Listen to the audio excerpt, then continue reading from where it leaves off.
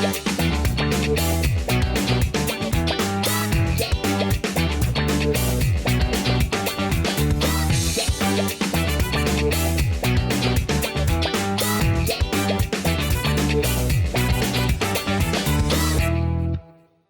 wish I had a crisper voice like you do. Oh, no, you sound good. You sound amazing. I sound like a foghorn. You sound good. Not You sound hardly, like man. you have a Yeah. rich, crisp voice. That's the magic of technology. So what I did was I bought a really good microphone, and then I turned all the dials just right so that I sound sexy. Oh, wow. Yeah, that's how I did it. So, Okay, you got to teach me how to do that. well, I'm in luck because I've been recording, so we're going to have that one in the podcast. Oh, okay. Yeah, but hey, welcome to the Undraped Artist Podcast. It's great to have you. Hey, well, listen, a picture is worth 1,000 words. So if I don't say it all right, at least the picture will say it. It's true, right? Yeah. So, hey, Max, I've been dying to interview you since I started this. I don't know if you know, but I've been doing this about a year and a half.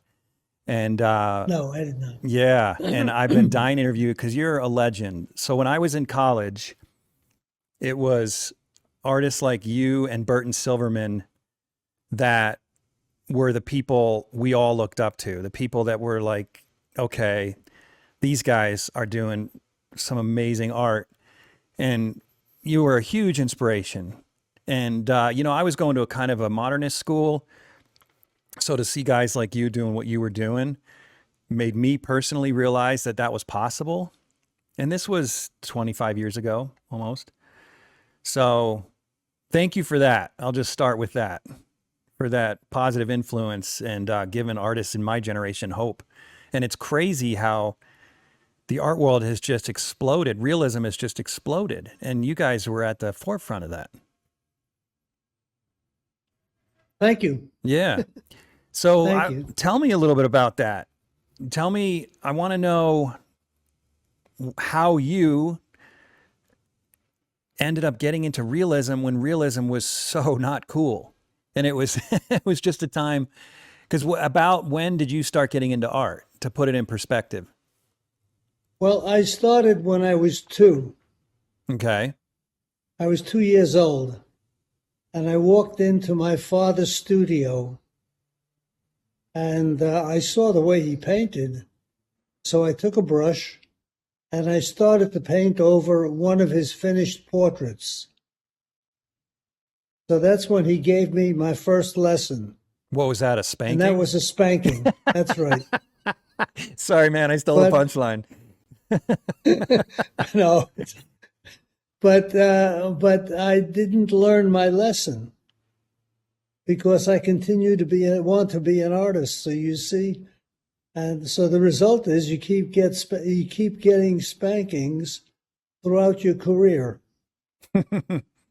Yeah, ain't that the truth? Unless you're lucky and you're doing $1 million portraits and you're happy with it and so on. So to put in perspective for the audience that's listening, you're 91 years old. So no, I'm 92. You're 92.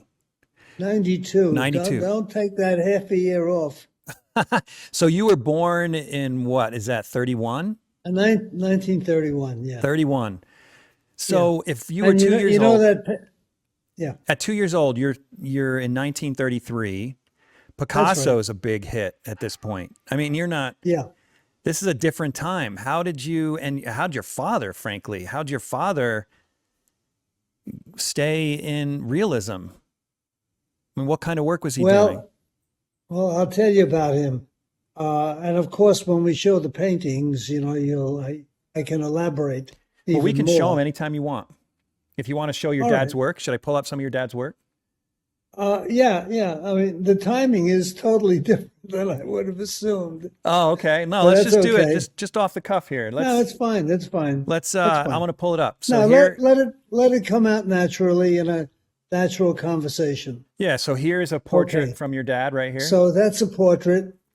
That's a self-portrait he painted. So when I was born, he painted that. He was happy, when I was born. So he painted this before I ruined his portrait.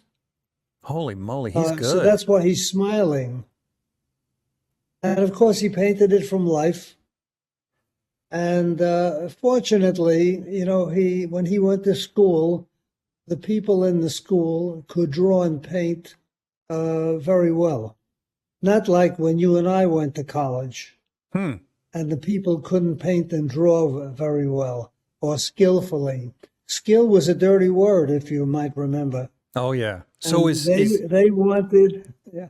is he part of that golden age of illustration? Is that his generation? Well, he was around that time. He came to this country from Ukraine in 1912. And he wanted to be an artist, but his father, said that's not a good job for a man to have because you can't make a living. But he really wanted to be an artist. So when he came to this country, he was already an adult. So in 1918, he started taking classes at the National Academy of Design. And that's when they were in Manhattan, up across the street from St. John's Cathedral on 110th Street. When I was around, I only knew of the National Academy on 89th Fifth Avenue. But that's when, he was there. So they were drawing first cast drawings, and then they were drawing from life, and then they were painting from life. And he got many awards because he was very good. Yeah, he's skillful. incredible. Yeah. And he, in fact, received, when he ended the school, and after 4 years, he received a 2-year scholarship or fellowship to study in Berlin and Paris. Wow. Painting. And that's because he was just very talented, very good. He was not a good politician in terms of being able to Schmooze. talk you, yeah, well, not schmooze, but talk yourself into getting good positions. Right. And work things out with galleries and so on. But he was just a good artist. One of his classmates was Raphael Sawyer. Now, Raphael Sawyer's paintings, I don't think were drawn that skillfully or even painted that skillfully. But Raphael Sawyer was an influence on me because of his social outlook. Did you give me a picture of one of his paintings? Of Raphael Sawyer? Sawyer, yeah. No, I don't see one here. Because I'm kind of No, curious. you're right. Let's look him up. Yeah. Because I'm not familiar. I was gonna put down people who influenced me. How do you was spell only that? one. How do you spell that? Soyer.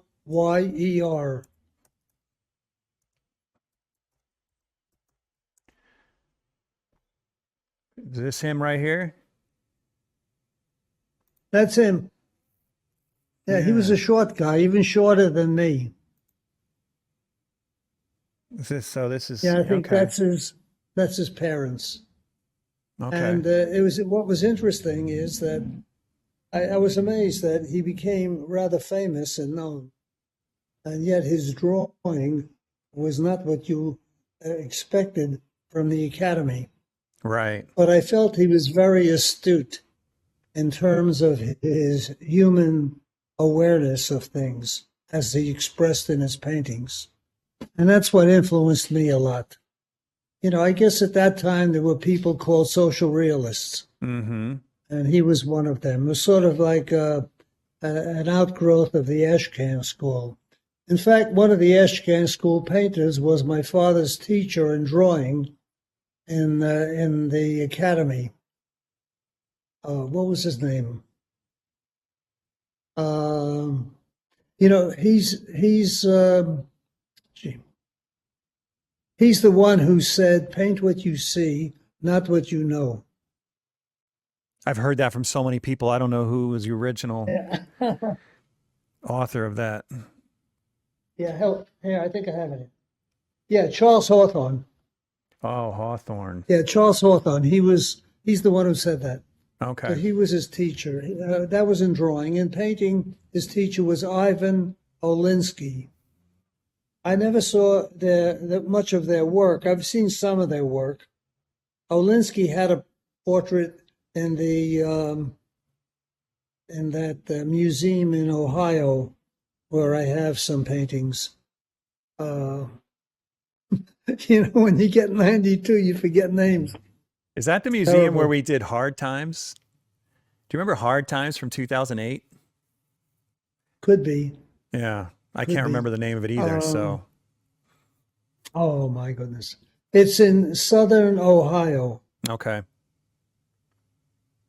And Butler Institute of American Art. That is where we had the Yeah. Hard Times. Right, Yeah. right. Yeah. Well, they have three of my paintings that are in their collection, and some of them I'll be showing you, and talking about them. Great. But anyhow, so my father was, a very important influence, because when I went to school, like you did, even though I was younger, the craze was for modern art of one kind or another. Also, the kind of art that was in vogue was mainly abstract expressionism at that time. And even when people worked realistically or tried to, they were not really very good. So that's why I feel I was fortunate to have my father in my camp. You mentioned Bert Silverman before. Yeah. And I had heard about Bert Silverman and Harvey Dinnerstein because they were very friendly with the hospital workers union, and they had done paintings for them, and I did also. My painting called Union Meeting is in that collection at the hospital. And isn't But Burton about your age, Burton Silverman? Aren't you guys both in you? No, both of them are older. Well, Harvey died about almost a year ago. Yeah. But Bert is still around. Bert is 96. Okay. Yeah, he's older. In fact, we even all went to the same high school. We went to the High School of Music and Art. You're kidding me. And except that when I went into the school, they graduated. Right. They're 4 years older. Right. Yeah. And then we all came from Brooklyn, but somehow they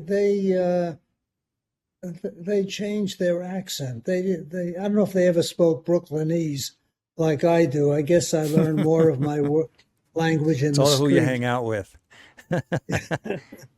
So I have a question. I have a question for you. Why do you suppose the three of you, because I can't think of a non-Jewish great painter of your generation in coming out of New York City? Oh, have you ever thought about that? Sawyer was Jewish. Yeah. Have you ever thought much about that? Well, I mean, is it something about the culture at the time, or is it just?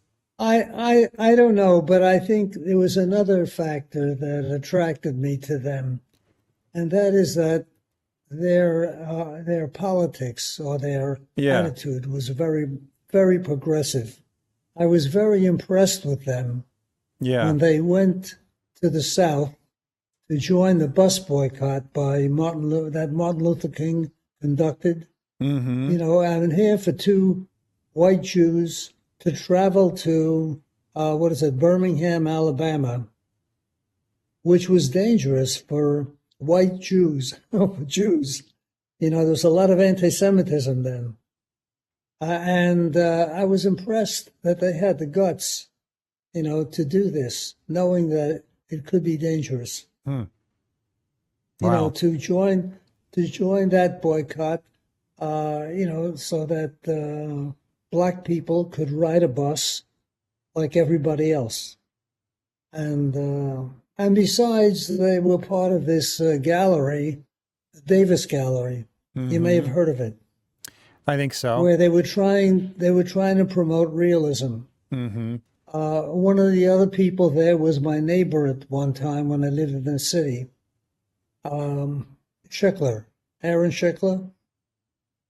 Well, He's the one who painted the portrait of John F. Kennedy that's in the White House. okay. You know, the one where he's got his arms folded and his head is down. Yeah, I'm not Well, sure. anyhow, I do know it's, that one. it's pretty It's known. actually in Yeah. the White House? Yeah. Oh, I'll have to look that Yeah, one up. he was a good painter. He was a good painter. But anyhow, I wasn't going to speak of them so soon. But one of I'm the throwing things you that way I off. wanted Sorry, to, Max. well, I know, fine, it's fine. One of the things that I wanted to highlight was that as I was developing as an artist, outside of my father's help, I felt that the art schools and the colleges didn't allow for freedom of expression. That's Yet ironic. people keep talking about it. And the reason I say it is because they kept acting as if, that the realism is art of the past.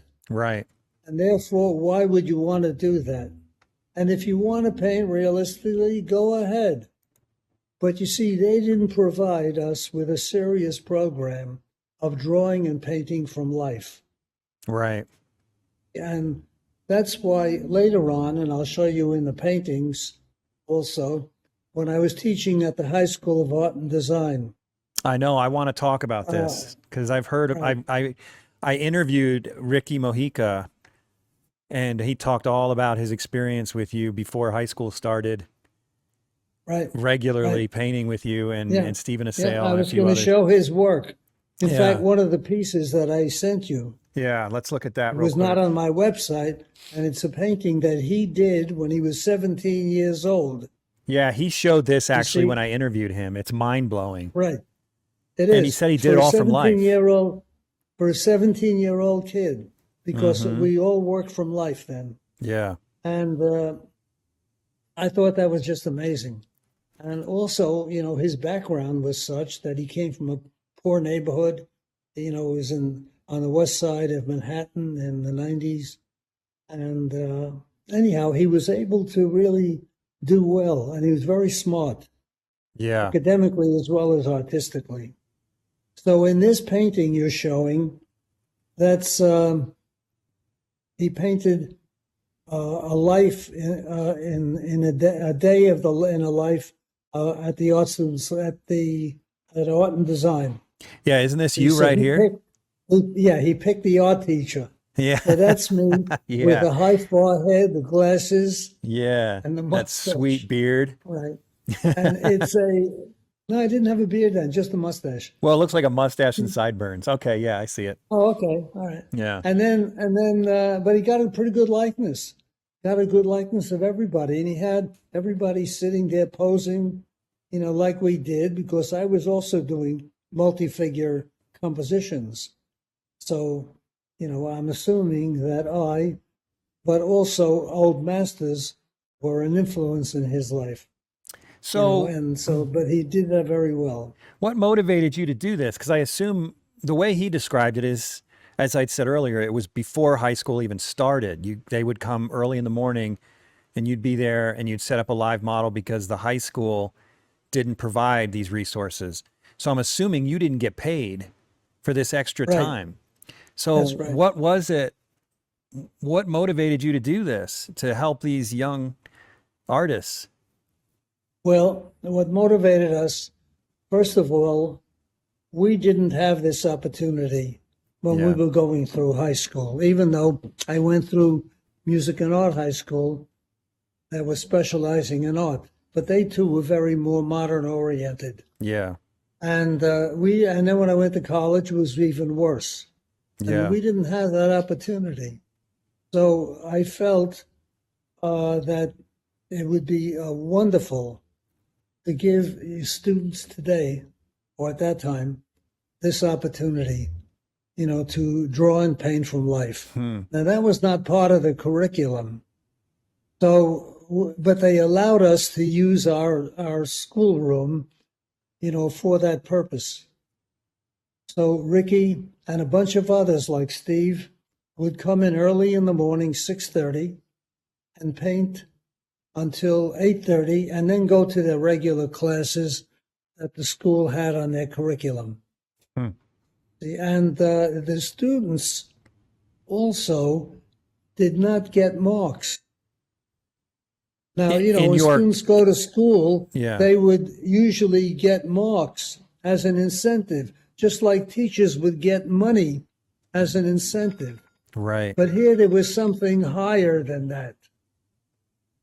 And that was a serious interest in being a skillful artist who could also paint realism. That was very important. So you had to have a commitment. You can think of it a little bit like a preacher in a way. I'm assuming that preachers or people who do things for the good of mankind are doing it for the good of mankind, not just for the salary. Right. You see the kind of thinking. In fact, some teachers even said to me, and my friend Greenie, they said, "You're not even getting paid for this. Why are you doing this? You got to be crazy." And then they would say, "What are you telling them about this? They got to make a living." Yeah. Teach them the kind of skills they need in commercial art, and so on and so forth. But sometimes there's a higher calling, Now, I'm not religious. I'm actually an atheist. But I still feel this higher calling, it's for humanity. And that's why I paint a lot of the paintings that I paint. And I feel that to a degree, even though they were a little different, Harvey Dinestein and Bert Silverman had similar thoughts. Yeah. And we were all, Jewish, traditionally, Of course, even though you may not be religious, you still have that DNA. tradition. Yeah. Well, no, tradition. Yeah. That is a part of your life. It's sort of cultural in a way. Yeah. So I'm just making that point. That doing art, for a humanistic reason, is of value. It's not just doing it for making money. Of course, we all want to make a living. And as you know, in addition to teaching, which I stopped in high school in 1982, and I started doing illustration, and I made more money doing that than I did my own art that I was really serious and interested in. But that illustration was not exactly themes that I would normally do. They were Right. kind of superficial. Do you want to pull some of that up? Sort of a glamorous Hollywood things. You know what I mean? Yeah. So this is Like that. Okay. This So is that's your an website, illustration. GinsburgIllustration.com. That's and right. you did romance novels. I did romance novels. Now, there's some good also to say about it, but there's also, I wouldn't say bad, but superficiality, or there's also, subject matter that is handled lightly or trite. You know what I mean? In other words, it's like a romantic movie, but it's not a serious movie, you might say. Right, right. And I felt that my art that I was doing was more concerned with the plight of mankind, although you do have movies like that too. Well, you know what? They're beautifully done, though. I mean, now this is one section. that I was going to ask you to pull up, like this piece over here. You see, now, if you're talking about this, I see we're going to go by some other agenda.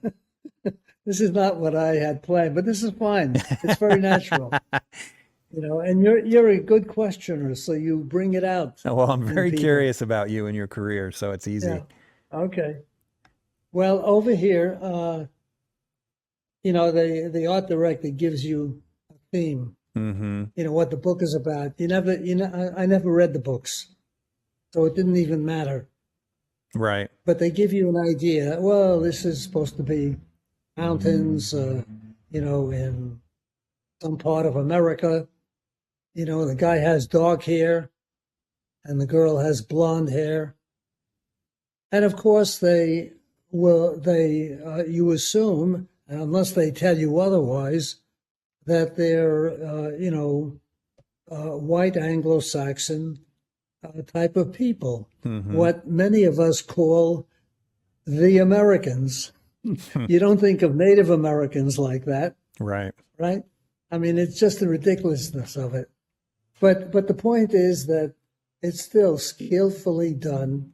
Oh, it's incredible. And I look at the old masters for a certain amount of influence in this, even if they're Orientalists or they're portrait artists of the 19th and 20th century. There's a lot that I learned from them in the way things are handled. There's an idealization. You kind of know what goes on, in terms of their look. They have to be handsome and, very presentable and so on and so forth. They also make the backgrounds so it's colorful, and you do all the you're things making that are eye candy. necessary. Yeah. Okay, right. But I mean, there is a beauty in that too. There is. There's even more, and for me, there was also even a tenderness in the way people might relate to each other. That's a part of it. So in doing these, we would do photo shoots like Norman Rockwell did. And there were also other artists who used photography at times, like Sargent. But we would do photo shoots, and it's like in a movie. You'd sit there like a director, and you'd tell them to put on certain kinds of costumes of the time period or the geographic area, and you would give them idea of the feelings that you want expressed, and then the model comes out with it.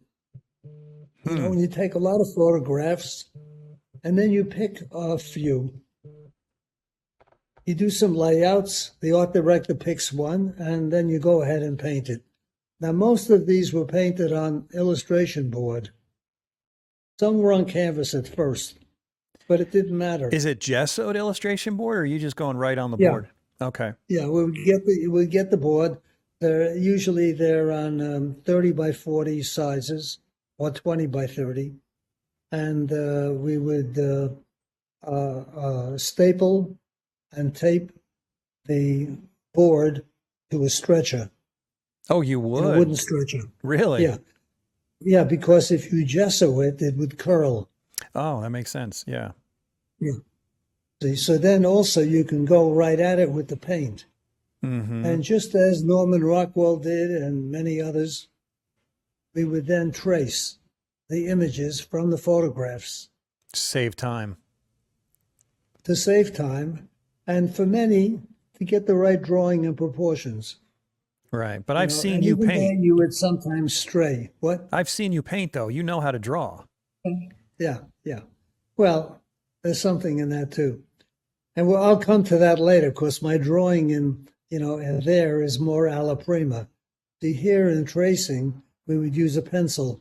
Right. And just get the necessary outlines so that then you knew where the head was, the size, the position, and so on. And then you look at the photograph and you copy the forms. Right. So you said you were influenced by the old masters, but when I look at this work, it feels more contemporary in the paint approach, like a wet into wet, post-impressionist kind of approach. Well, that's a little bit like Sargent. Yeah. There were other I would say the American Impressionists Okay, yeah, were also were better draftsmen, let's say, than the French. right.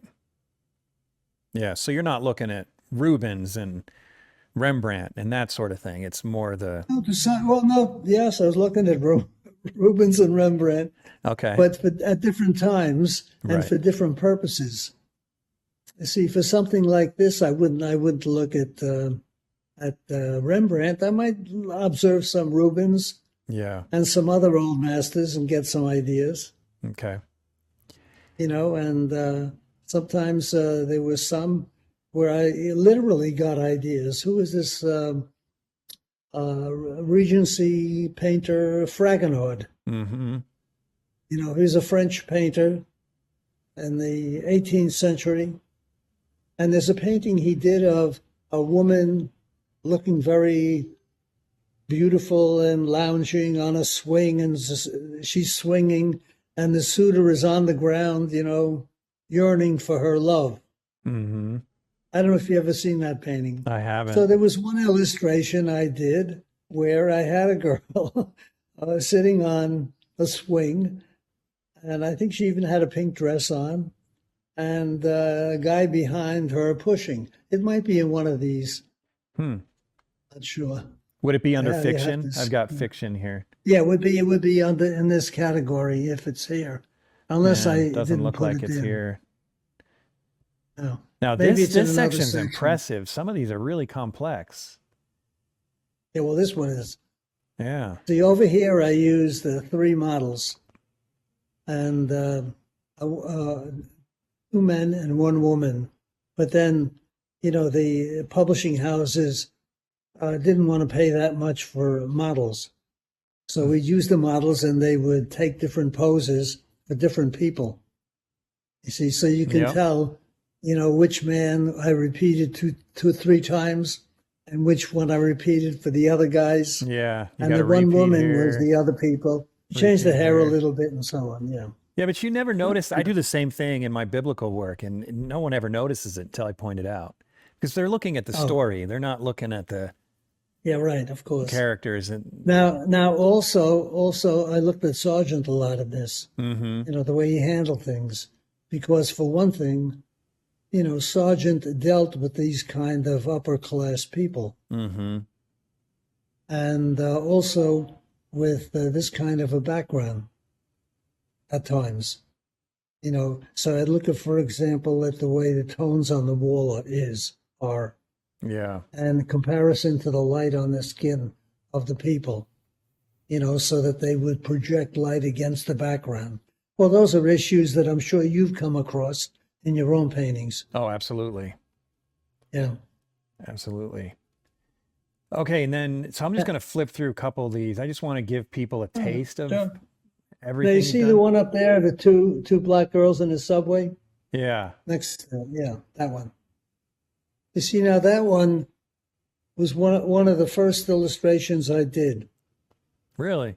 The art director saw my fine art.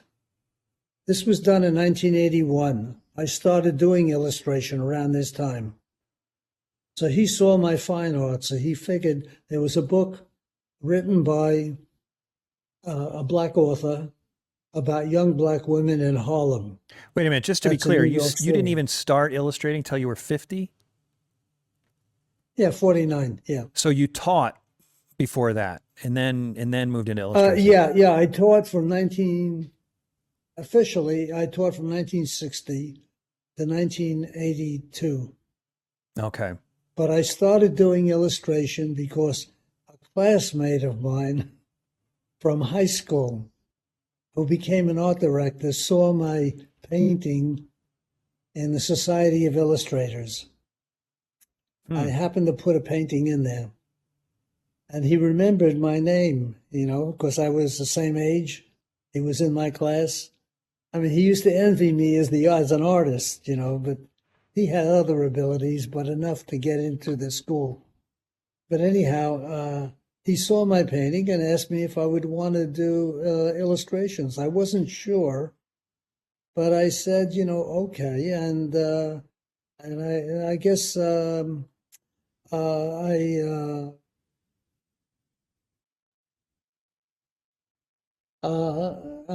was sold on the Yeah. idea because it was a chance to make a good income, raising a family and so on. Although as a teacher, it wasn't bad, but illustration was you made 4 times as much money. Wow. They paid well, and I was busy all the time doing this. You just took I off still after you did this. It I just took off. still I still did my fine art, but I didn't have that much time for it. But the interesting thing is that before I did this, I was working only from life. And, some artists would use photographs at times. And if they heard a knock on the door, they would hide the photographs because they didn't want to Yeah. be seen. It made you look like you couldn't draw well enough, you know. But anyhow, this is something that I started to do. But before that, I was doing my fine art. I was teaching at art and design. And in addition to my father's help, by teaching at art and design, especially in that morning group, I developed my own skills. So I became a better painter, both in my fine art and the illustration work. Yeah. I think there were many people who tried doing the illustration work, even from a photograph, but the work looked crude and stiff. Mm-hmm. Didn't look as good. Mm-hmm. Painting from life was a real good factor. In fact, Norman Rockwell studied at the Art Students League, No. and his earlier work was some very nice, beautiful painting. His later work became very tight. No kidding. So, Yeah. oh, well, that's one benefit you got then from teaching, even though that's not why you went into it. You went into it to help young students. Yeah. But Well, I had a when I first got out of the Army, I was drafted in 1953, mm-hmm. and I got out in 55. So I had to get a job to make a living. So I did commercial art, which was more paste ups and mechanicals and little illustrations and watercolor. But after a few years, I decided I want to have more time to paint. So I assumed instead of a 9-to-5 job, if I worked as a teacher, I would teach fewer hours, have the summers off, the winter vacations, Mm-hmm. and so on, so that I'd have more time to paint. So that's why, that's one of the reasons that I did it. Besides, as a teacher, I felt you're reaching a lot of students, and I felt I had my attitude, which you can call either, political or humanistic. But my attitude was that I wanted to give to students things that, for example, I was deprived of in high school and college. Yeah. I shouldn't speak this way because, I had opportunities, right? I was accepted into the high school. I got a scholarship to the college. But still, I feel I wanted to give what I think they didn't offer. Right. Well, plus your dad was a masterful painter himself. Yes. Yeah. Yeah. Yeah. That's amazing. So who else did you have in that class, that early morning class, that we might know? I mean, I know about Ricky. I know about Stephen Yeah. Assail. Yeah. There's another artist, and he'll have to forgive me. He's in there's New a Windsor, guy- New York right now. Garen. Garen Baker. Is it Garen Baker? Yeah, Yeah. he's good. He is He's good. Yeah. And that's Yeah. actually where I'm from. His home is walking distance from the home I grew up in. Oh, wow. Yeah. Yeah, he does some beautiful work now. He did murals for a while. Mm-hmm. He was very good at it. Yeah. So he's very painterly. you must have some pride in that. I mean, you've Oh, sure. created some rock I do. stars. Yeah. No, I do. I do. Yeah, we just interviewed Nicholas Uribe. Oh yeah, who's, yeah. Well, no, but he was in my class when I taught at SVA. well, that's the thing though. I wanted to talk about that. So you didn't quit teaching altogether. You went to illustration, but then eventually you started Oh teaching again in yes, the college, at the college level. yes, yes. When I went to SVA, it was after I started doing illustration. Okay. After I left art and design, and what happened there was they saw the people there saw my illustrations, so they asked me if I would teach there. So this was a few years after I started illustrating, and so I went department. The fine art department was primarily abstract. Mm-hmm. But while I was there, Nicholas, was in my class, and he was wonderful, very outgoing guy, very talented, very exuberant. He has that kind of personality. Yeah, and I was very impressed by him. Yeah. Yeah, I'll say that. Yeah. Yeah. You've definitely been But kind of and the but godfather of that it. was that was later in the 80s. Right. You No, know. he would have been in 90, he said 96-ish. He was there. So Oh, later so it in the was 80s later. is when you started Yeah. teaching though. I started teaching there in 84 Okay. and I stopped in 2000. Okay. And the reason I stopped is because I decided, along with my feeling before, that I felt I wanted to give the students more of an opportunity to develop their realist skills. Now, Steve Assell was teaching there also. So I spoke to Steve, he spoke to me, and we agreed it would be good to have a special class where people volunteered. So then we would give them a little more of a stronger background, to develop their realist skills in painting and drawing. So we went to the dean of the school to ask him if this was possible. We thought this would enhance the school. They would have a stronger art to show. I mean, not exactly that their work was weak, but this would be an additional thing. Mm-hmm. And that dean turned it down. Yeah. Apparently, if you know the illustration field, there's a lot of shtick that takes place. What do you mean? In fact, there's a lot of shtick in fine art too. What do you mean? Just politics in the departments? You know what I mean by shtick? No, I not just don't. politics. Yeah. How do you decide if something is creative? Are you asking me?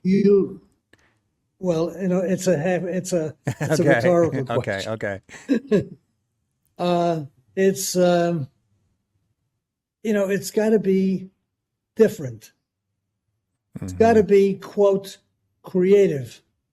So how do you determine that? Very often it's just bad drawing. Sometimes you throw garbage on a wall, Right. right? I mean, you know the stories. Oh yeah, absolutely. Yeah, okay.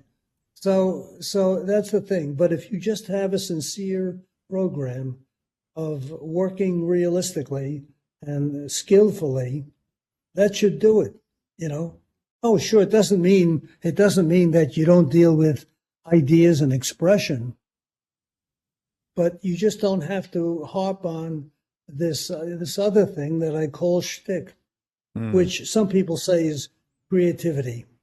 Mm-hmm. Okay, so that's what you mean by shtick. Okay. Right. So as a result, the dean turned us down. So I felt I don't need to stay here. So I left them because I had my illustration work. Did Stephen also. Assale stick around, or did he leave as well? He stuck around for a while, largely because he needed the health insurance. Right. And he's also in some other school now, new school. Okay.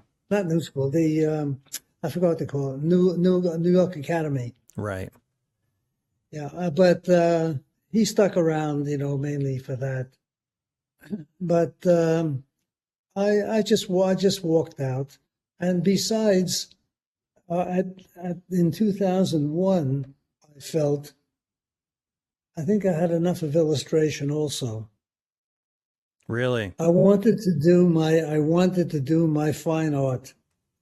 So you went 20 solid years, though. That's a long time. Yeah, yeah. So I felt that I have this commitment to do my fine art, and that's what I started to do. But a few years later, what was it, like around 2007 or so, I was at the League, and I began teaching there. But the pay in all these places was nothing compared to what you get when you were doing illustration. Right, right. But what about your fine art? How does it do? My guess is it's a little tough to sell because it is pretty politically charged sometimes. Am I wrong? No, I think you're right. I think you're right. If I do paintings that are tragedy, people don't like to hang tragedy on their wall. Yeah. They might hang a crucifixion if they're religious. Right. Hang a painting that deals with the same subject, but in today's terms. Right. Yeah. So, and then part of my thing when I go around, see if we can look at some of the paintings I've done. Yeah, let's do it. I'd show you what I'm talking about. So, I mean, that's of course more real. Okay, now this one, for example, this isn't exactly tragedy. This is tragedy. Let me go. That's just a That's slideshow. tragedy. Okay. So let's go. Which one did you want to go to? All right. Well, the one you showed there, War Pieta, where And that's not on in this the page. first section, the first. Yeah. Okay, that's it, where the arrow is. Yeah, that's heavy. Okay. Now here I was influenced, first of all, by war. I did this during the war in Iraq. And I felt that this was wrong. Not just that it was wrong that it was war, but also the whole idea was wrong. A bunch of Saudi Arabians bombed the Trade Center. So they start a war in Iraq. They send American troops to Iraq. It's crazy. But you see, no matter what it is, people are victims. And, and that's the horrible thing about war. So here, even though I disagree with the American foreign policy, I feel that this soldier is an American soldier, and he's a victim. Yeah, he didn't make the decision. He didn't choose. That's right. He chose to join the army, but he didn't choose to go to war. Or he might have been drafted. Right. Could have been a lot of different things, like I was drafted. Mm-hmm. And you become a victim, no matter what end of the gun you're at. Now, in doing this, I did a photo shoot. And the woman I used is my daughter. No kidding. She happened to be 38 at the time, and she was rather attractive and looked like the images of the Madonna. She's beautiful. Like Michelangelo's Madonna. Mm-hmm. And I just got a guy who was a student at the School of Visual Arts and put on some torn fatigues and had them pose like this. But in order to get her screaming, I did a photo shoot because I felt it'd be hard for her to hold the pose. Right. Screaming like that. So I did a photo shoot, and then I began to paint it. Now, in doing the photo shoot, that was something I learned from the illustration world about the photo shoots. See, now I may have changed the things here and there, in like it's not just a straight tracing. But the Mhm. point is that there are changes if necessary. Otherwise, you try and arrange the material and everything the way you want it, just like you would want in your expression. So I put a shawl on her because, after all, Madonna was like a Middle Eastern woman. I'm assuming, Mhm. and I'm assuming that the soldier, well, Christ, they have him usually as blonde, but somehow I don't think so in that Mhm. geographic area. But it doesn't matter. Here it's just an American soldier, Mhm. and I wanted to show how a mother would react. A mother would not weep silently. She would Mhm. scream her heart out. So that's what I wanted to express Yeah, here. it's heart-wrenching. And Yeah. I thought maybe the message would get across. Now, why should I be concerned about the message, right? It's a work of art. Well, as an artist, you're trying to communicate no matter what you do. If I did a painting about the glory of war, I would want to communicate that. Yeah. So if I do a painting about the horror of war, that's also something I would want to communicate about. So that's what I was trying to communicate here. I put in the smoke, like burning oil fields, to a degree based on references. Like you could see references in magazines and so on of Mhm. burning oil fields or burning things. And then I even put a gold in the sky, like the religious paintings, in the Middle Ages, just to get the symbolism across.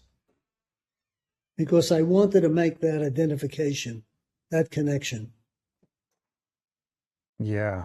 And I felt that to make an anti-war statement, I felt that if this is something like the Pieta, where a mother is grieving because her son is dying or dead, that should ring bells, right? So I how mean, do you it should remind you of the injustice that Jesus Christ suffered.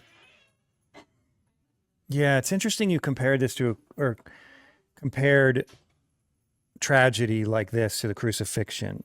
To me, it's ironically I just finished a crucifixion, and to me, the difference is when someone looks at the crucifixion. For many people, it's hard to even look at that, but they see it as, in a way, positive because it gives them hope of salvation. Whereas this forces them to think about how horrific the world can be.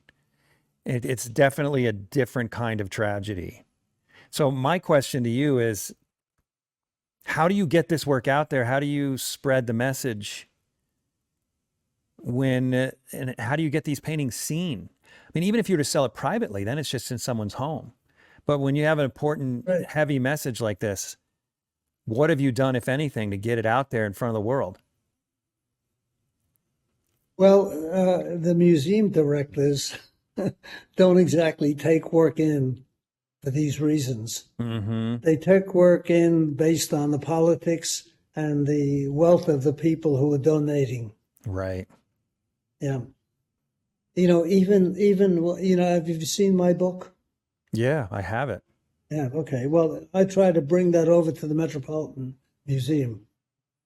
And the director of the bookstore thought it was a good idea, but he said, but it's got to get approval in some office. It's by some buyer or something.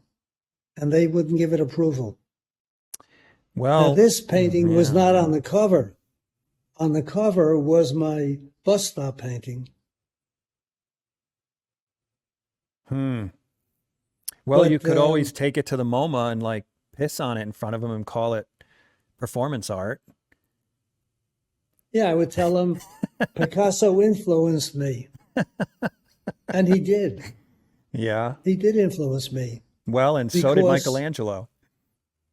that's right. But the reason I say Picasso is because in painting his Guernica, he was painting something that was rather anti-establishment. Right. And therefore, if this great artist could paint this, anti-war painting, why couldn't I paint this? The difference, you should paint it. It needs to be painted. But the difference is that he was so non-objective, people don't have to think when they look at it. Because without reading the title, you wouldn't know what it was about. So he was kind of playing it safe, which is ironic because he's perceived as being brave. But when you make it so non-objective, it's playing it safe. When you do what you do, you're just forcing people to think about this. There's no way you can look at this and just go, well, that's a pretty picture.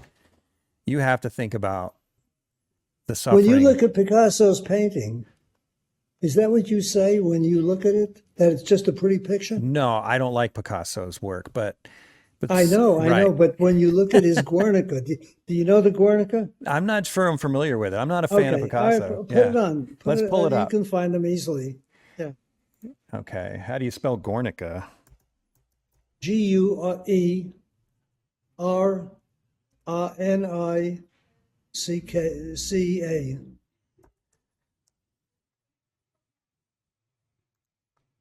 Oh, this? There it is. Yeah, yep. I'm familiar with this. Blow it up? Yeah, I'm familiar with this. Okay. Is that a pretty picture? No, I guess that is a little bit dark, but it's still, because it's not absolutely representational or naturalistic, I think is a better word. It still doesn't have the same impact that yours has. Yours is gut-wrenching. And this, not quite as much. And I don't mean that. I mean that as a compliment. Yeah. Keep in mind, this is a compliment that you're doing something difficult. Yeah, I mean, yours is... I've heard people say that Guernica is gut-wrenching. Not like yours. If I know. Mine is not so gut-wrenching. But mine is more realistic. You can relate as a person. Over here, you have cartoonish symbols. Yeah, it doesn't have the same impact, in my opinion. Different things. Yeah. But you see, people speak of it differently because they've got used to that jingle. Yeah. That's a whole topic in of itself. I think people say what they think they're supposed to say on some level. But anyhow, I use him for cover. Yeah. When they say you can't mix politics with art. So I say, look at Picasso. Yeah, who says that? Galleries today... Oh, a lot of people say really? I was interviewing Teresa Oaxaca some time ago, and she was saying that her galleries are pushing her to get more political, and she doesn't want to. But the so-called high-end galleries are saying, you've got to get political. You've got to be painting about the latest controversial political issues, or you're not going to be relevant.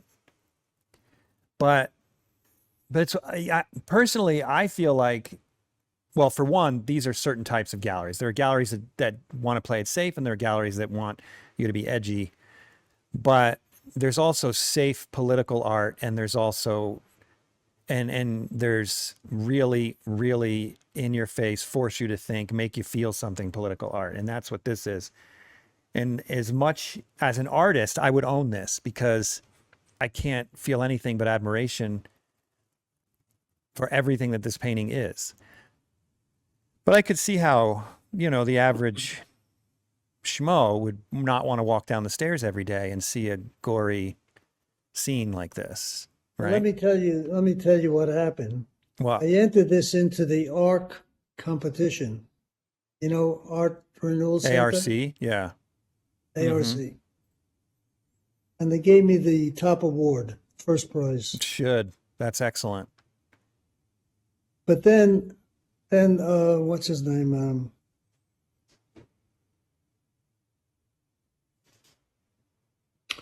Oh boy, forgetting his name. You talking about the head of ARC? Yeah. I can't remember either. Yeah. Anyhow, he said, he was very happy with this and so on. He said he wanted to buy it, but he said his wife said She could not live with this. That's what I'm talking about. My wife would say the Right. same thing. I would buy it and hang it in my All house, right. but she wouldn't. Oh, you Yeah. see that? Yeah. Yeah. She'd say the same thing. But yet, if they were Christian, they would hang a crucifixion.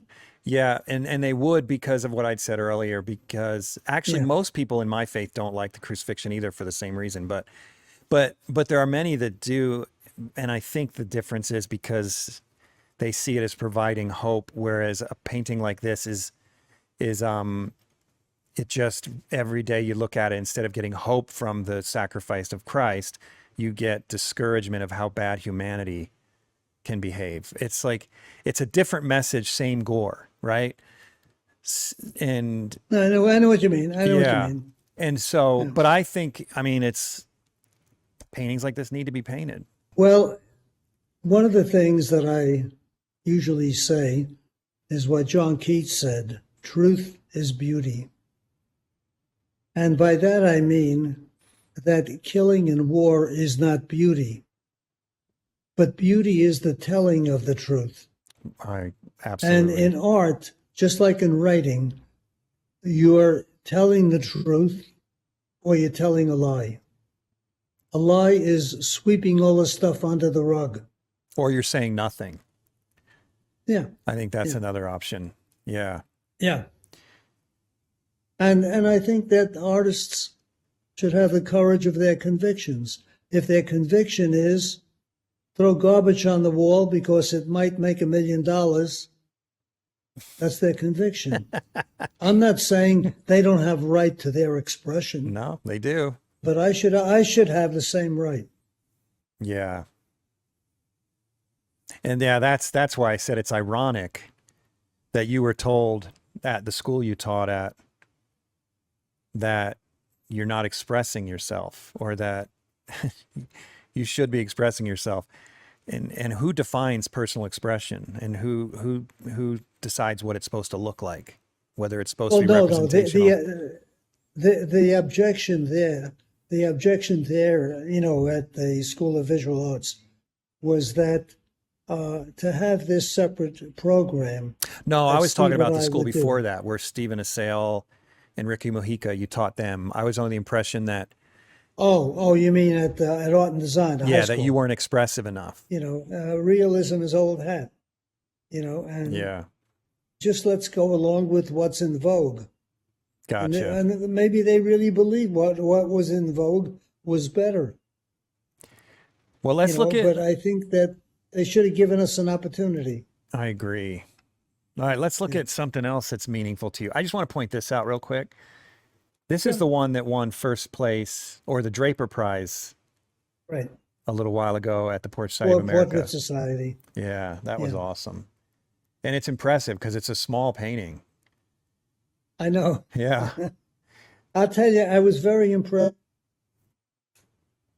because, here I'm doing a painting, you can call it a portrait of this man. Mm-hmm. He's an ordinary guy. I found him very interesting as a person.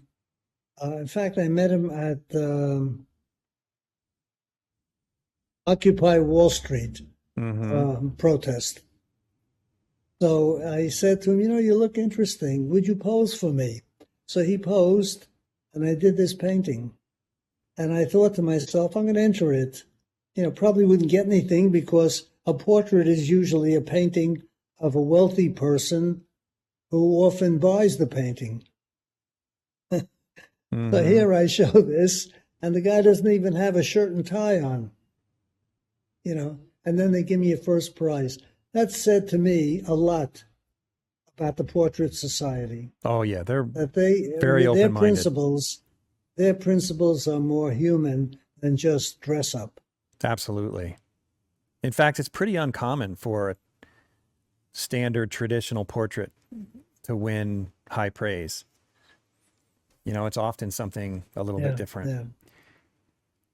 All right, let me Well, pull but up then, some- you can start interpreting all kinds of expression into it. Oh, absolutely. Okay, this one I have to know You're about. looking at that one. What is going know. on here? Well, that was also about the war, in Iraqi. I don't know if you ever saw the photographs Not from like Abu that. Ghraib. No, did you ever see the photographs that American soldiers took in a prison in Abu Ghraib? I did not. You never heard of Abu Ghraib? Yeah, I have, but I never saw the photos. Oh, because it was all over. It was all over the newspapers and TV at the time. Yeah. And these soldiers were taking. Can you blow it up? The soldiers were taking these photographs of the torture that was going on, and to them it was a lot of fun. Ugh. They were laughing, sneering, and so on. Can you make it bigger? I don't know if I can. I tried to. Oh, Yeah, I don't see that as an option. all right. Let me Okay. see. We keep talking about it, and I'll play around for a sec Okay. here. All right. Here All we go. right. So Here we go. anyhow, there you go. Okay. So when I saw those photographs, I felt, there's something here that reminds me of the crucifixion. Yeah, it certainly does. Not that I saw this guy in this exact position. I saw him similar positions with the black hood on, and he may have been nude or may not. But I know in the crucifixions, Jesus always has a loincloth on. Mm-hmm. So anyhow, I painted him here, and this was about, how the American soldiers were torturing Arab prisoners, whether they knew they were guilty or not, but to get information.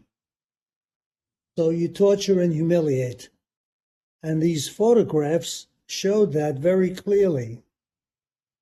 So I felt this reminds me of the crucifixion story. But this is today. Hmm. And here we are, a country predominantly Christian, going along with this activity. And I felt, I wanted to paint this. Is it hard for you to The paint old things like master. this? What was that? Is it difficult for you to paint things like this? Because I would imagine you have to, it forces you to think about these terrible events day in and day out while you're painting them. It would seem like you would need some kind of an emotional break from it with all that time that you would have to spend with a painting like this. Well, there is an emotional feeling that I have about war, about humiliation, about torture. At the same time, I'm trying to solve the problem. Right. I think a lot like the old masters would have, or even good illustrators of the Golden Age would have. So you think about various things, the composition, how you're going to place them, how you're going to deal with light and dark, and things like that. How you're going to costume the people if that's necessary. See, all those things become important. The background, to a degree, was some of the things I saw in the photographs. The look of the people and the uniforms were like I saw in the photographs. Everybody in this painting posed for me from life. Really? Nothing here is from photographs, except for the dog. I couldn't get a dog to snap like that.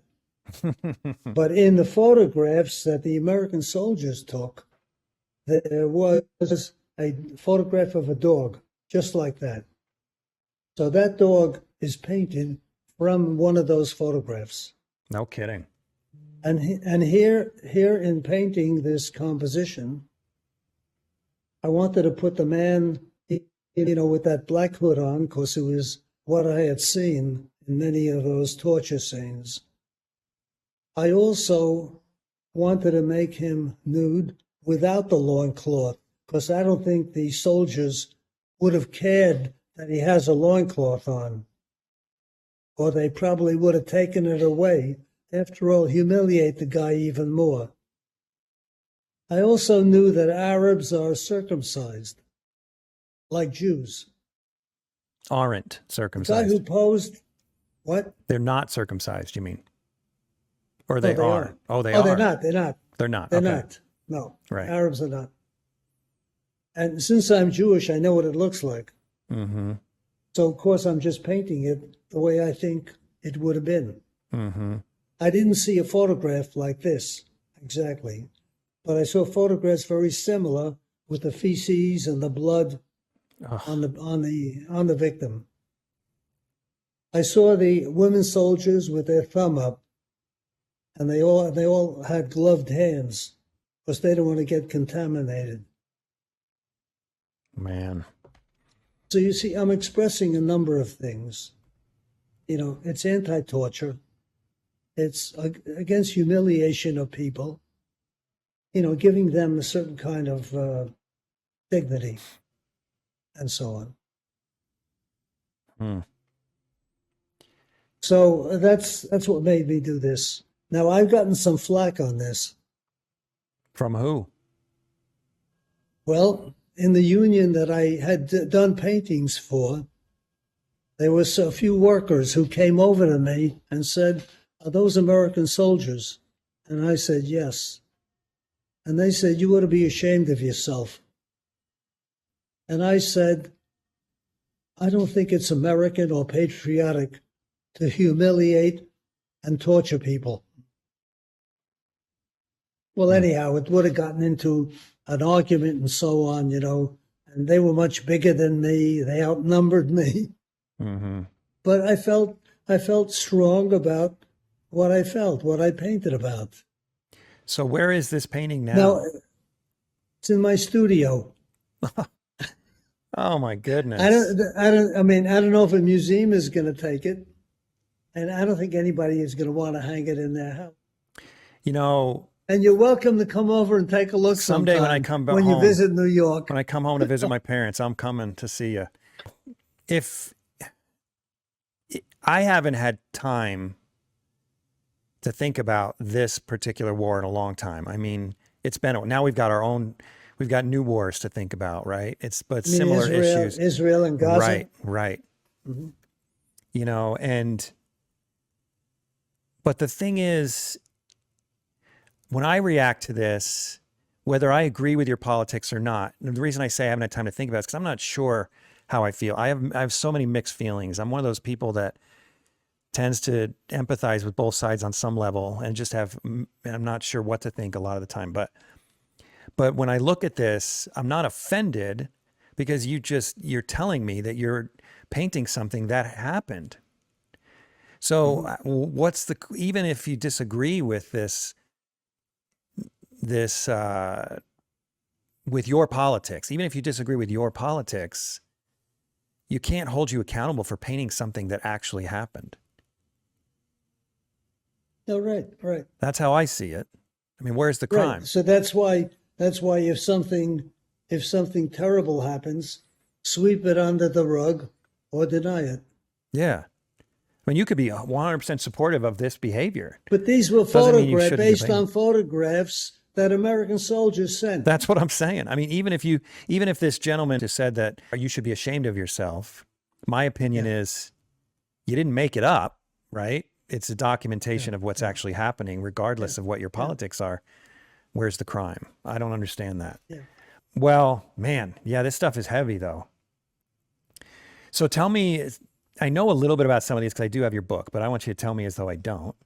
Tell me about a couple more of these paintings. I really like these up here.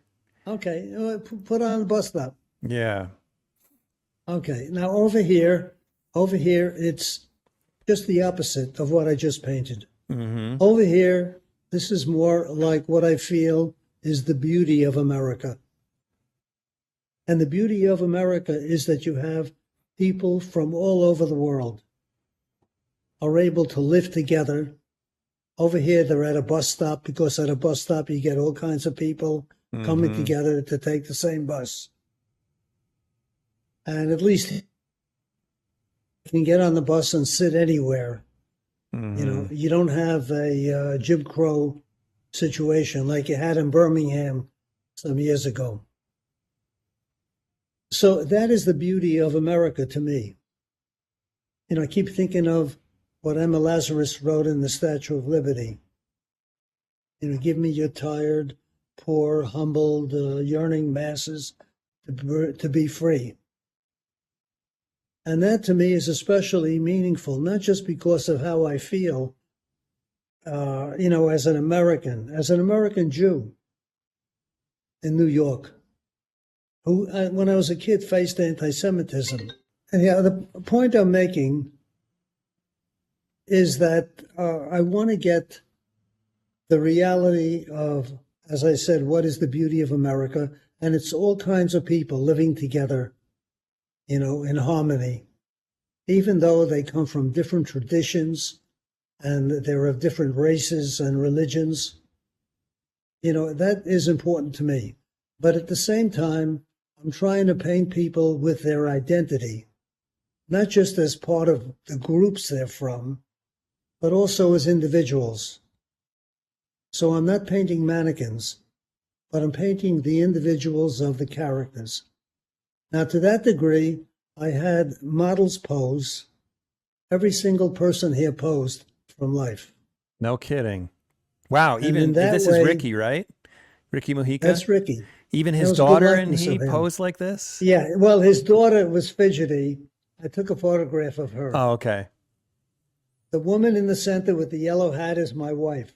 Awesome. I took a photograph of her. She couldn't stand that long. But everybody else posed. Wow. And I tried to do What it about this lady? as much as, yeah, she held a cup up. She was a professional model. No joke. She held the cup up as if she's drinking coffee. That's awesome. Yeah. And that's some of the things you might see at a bus stop sometimes. The guy on the left side with the white shirt and the smoking a cigarette, he's a worker in my studio building, and he's, from Mexico. And it's interesting that, it's now that we talk about the border problems. And this guy's a wonderful worker. And some of the other people are also from Latin countries. Right. But they're from all over. They're not just from those countries. See, and the point is, yeah, go ahead. No, I don't want to, I'm going to ask something a little different. So go ahead and finish your thought on that. Okay, I wanted to say several things. As a Jew, coming from Europe and having these progressive feelings about life, about society, I feel that I want to express what I feel is important. And I feel that this kind of harmony between people is extremely important. And getting to the question you were about to raise before about Israel and Gaza, there too, the crux of the problem is that Arabs there, Muslims, are not accepted as equal individuals. And you're going to have crazies and, terrorists doing terrible things. But I think the crux of the problem is that you have a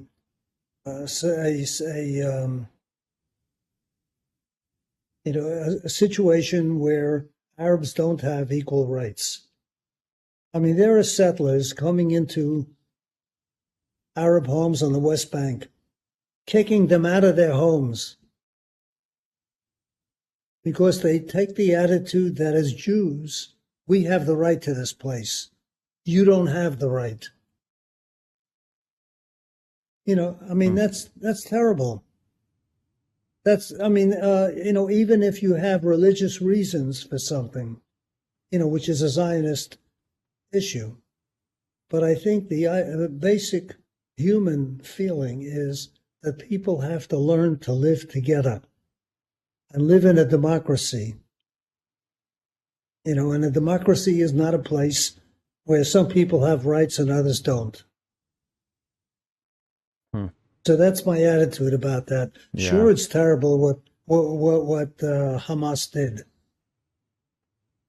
But then again, I think when you bomb the hell out of a population and you're killing hundreds more civilians, that's not the answer. That's just vengeance. Man, so I mean, you are got to you put yourself now. Now you see, I'm a Jew, and I'm proud of it. right? But at the same time, I feel that there is a fairness that you have to have, and you Yeah. can't punish children and civilians. Hey, look, this has happened before. You know, I mean, even though I was against the Japanese and the Germans in World War II, it was a very similar thing when we dropped the atom bomb on Hiroshima and Nagasaki. Think of all those people, civilians who died. Do you remember that? I was alive then. But you were young. You would have been a Well, I was preteen. born. I was yeah. I was no. I was the end of the war. I was 15, 14. Yeah. Man. No, Do I you intend to remember paint this Gaza situation? Do you have you been thinking much about that? I haven't. I haven't been. I haven't been doing a lot of these larger multi-figure paintings because I'm getting a little too old. Yeah, they're And hard. so what I've been concentrating more on lately is just is more doing studies and demos and teaching, Yeah. and trying to get the word across or the skill across to people who want to learn it. Yeah. That's why I'm teaching an online class. I teach a private class. I teach at the Art Students League a painting class, but it's all alla prima. It's not the academic approach, as you know. So, first of all, I want to extend a compliment to you, something I observe about your work. Because as a multi-figure painter, I can absolutely appreciate this and simply how difficult it is. But one of the things I don't think a lot of artists realize is that as a multi-figure painter, you also kind of have to be like a film director. And you have to figure out a way to make a scene, make every character in the scene more than just a placeholder. They have to be doing something interesting and also seeming natural. And that can be really hard to do. And I look at this painting and I think, how did he think to have her pose drinking the coffee just like that? And Ricky holding his daughter like that. And just even the way that one woman is walking off of the edge of the canvas. These are very subtle details that I think are really smart. So I just want to tell you that, first of all. Okay, but the answer is that's what I saw. That's what they were doing. Maybe But you not said you did it from constantly. life. Yeah, yeah. So if a woman was walking at some point, I said, "Wait a minute, that's interesting. Can you hold that pose?" So she held that pose as if she's walking. Oh, you're making it sound easy. You still had to be the one to select all the Oh poses and yeah, put them yeah, in the right place. absolutely, right, Yeah. right. And That's where it gets hard. very often, I would do figure study paintings. Mm-hmm. As preliminary sketches. You know, um, so that's what I would do. Yeah, Because let's talk more what about was that. Look, maybe you can tell me a little bit about how you put this particular painting together. Because it's obviously, you've mentioned it's mostly from life, but you did mix in some photography. So tell yeah, me right, from right. step by step how a painting Tell like you, this no, goes I'll tell you. together. First of all, I did use photography to help me with some things. For example, the street. Okay. I didn't paint out in the street. So I took a photograph of the sidewalk, the street, the gutter, to get the reality of it. Just as I want to get the reality of the people. I want to get the reality of the environment. So the textures, the cracks in the sidewalk and so on is a part of that environment. The background, the houses there. There were all kinds of makeshift stores with signs. Well, I took off most of the signs for compositional reasons Mm-hmm. because I wanted to have a simpler, dark background for the people. If I had a lot of signs up behind them, it would have taken away the attention from the people, and it's the people that's the main thing to me.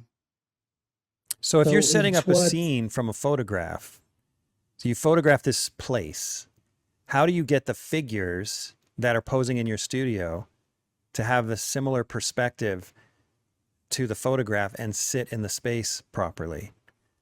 I did some rough pencil sketches out of my head from what I remembered. I would do some sketching sometimes at the bus stop to get ideas of poses. And then I did some sketches, that is pencil sketches, just to get a composition, an idea of where I'd want the figures. And then once I did that, I had an idea of how I wanted the figures and where, and I'd ask people to come in and pose. But then it would take on a change, because when the people came in, they came in with their own reality. Mm-hmm. It wasn't that I wanted them to transform themselves into just an image I had, but I wanted to take from them their personal reality.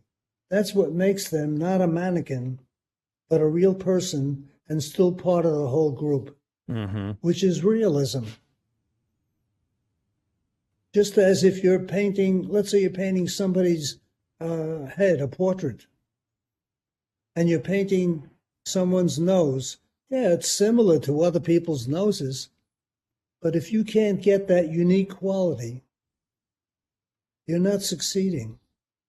I You're agree. just painting a copy of everything, before. Mm-hmm. And I think that the uniqueness is what gives you the individuality of the people, and that's what makes it realistic.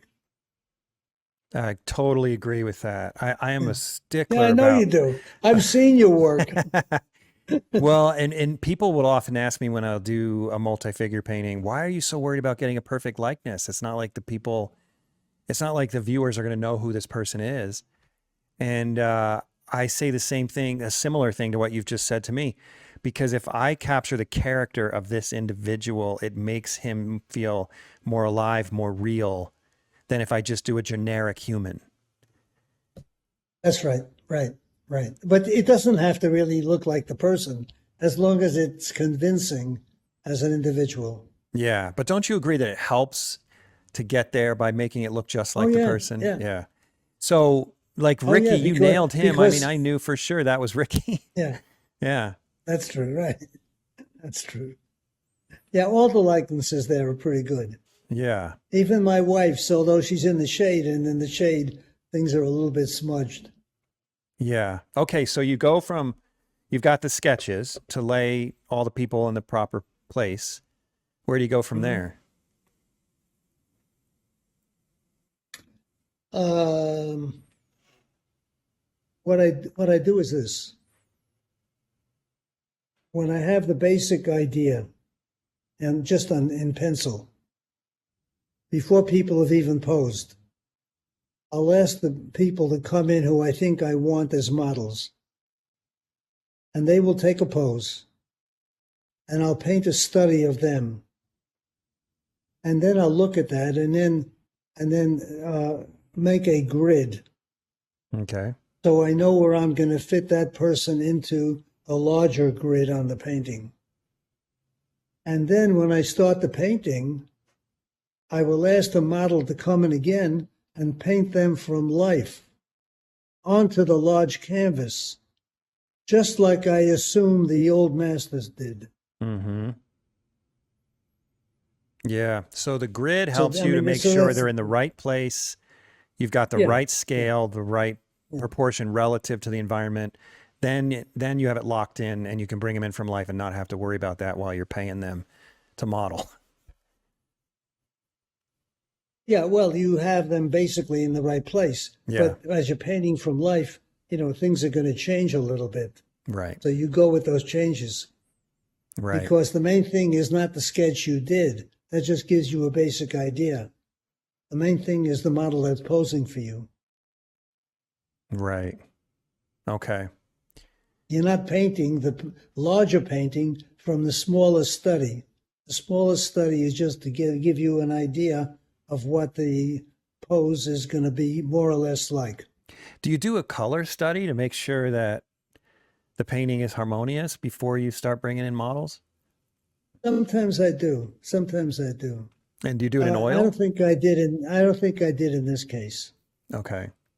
So you just This sort of is wing what, it. You're like, yeah, yeah. do Well, you, this is what they were wearing. My wife didn't like the dress she had on, but I kind of liked it. So I didn't please her. so you just, whatever they happen to come in, you stick them in the painting. You're not worried about making sure there's, you're balancing the reds and the blues and whatever.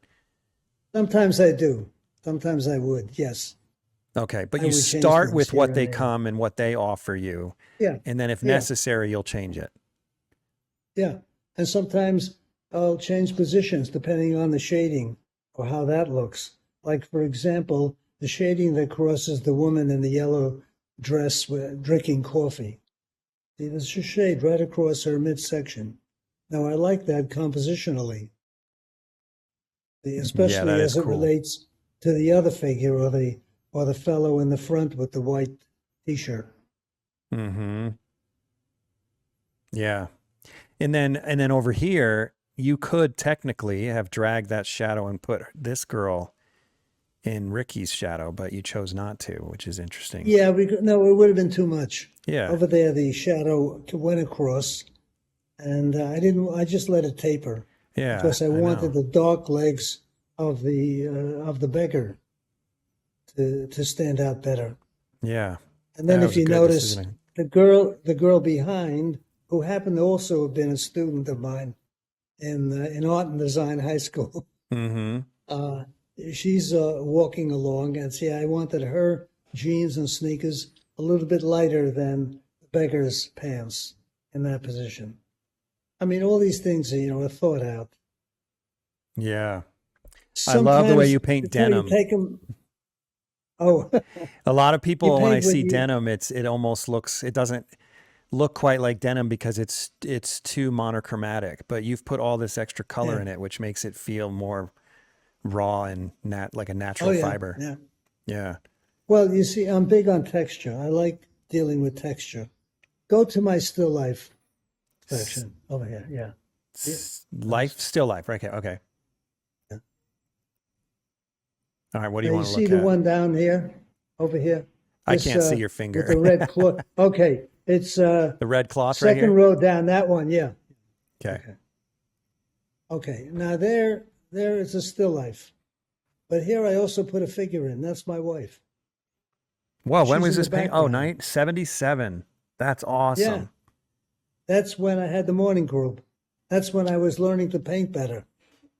Wow. So here, this is in my home. So here I have a light on this fabric that's on this mahogany round table. You see, and then in the Yeah. background, I asked my wife to sit down on the couch. Well, this often becomes a lesson to my students. How do you paint white in the shaded areas? It's a little bit like the off-white wall, the white of her dress. It's not like the picture or the white material on the side, on the right side. Yeah. There's also the question of texture. How do you make that metal tray look like the tray it is? Or the cloth look like that?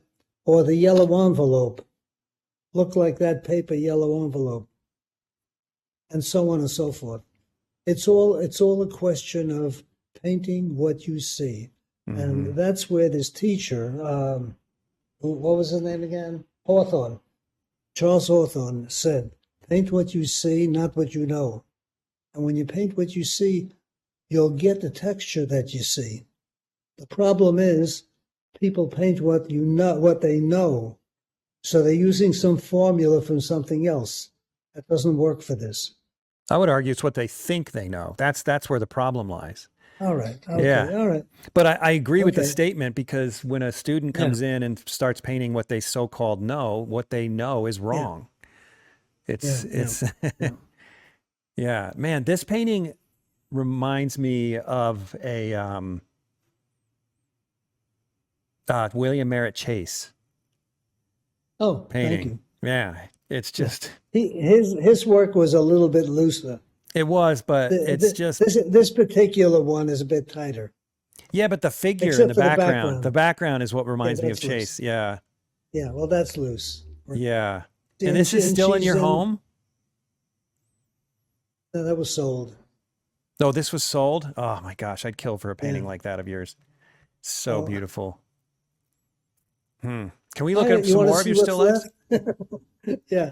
Open up the still life section. Yeah, because Well, this is I'm not another really one that that was familiar sold. with your See this still lifes. I think chicken. of The first one is chicken soup. this is so great. Over here, I got a raw chicken. See, over here, I asked my mother how she made chicken soup. So she told me. I wanted to know the ingredients. Well, I didn't make the chicken soup, but I painted the painting. That's awesome. And let me give you some clues. You got to paint the chicken first Yeah, because yeah, it's going to spoil.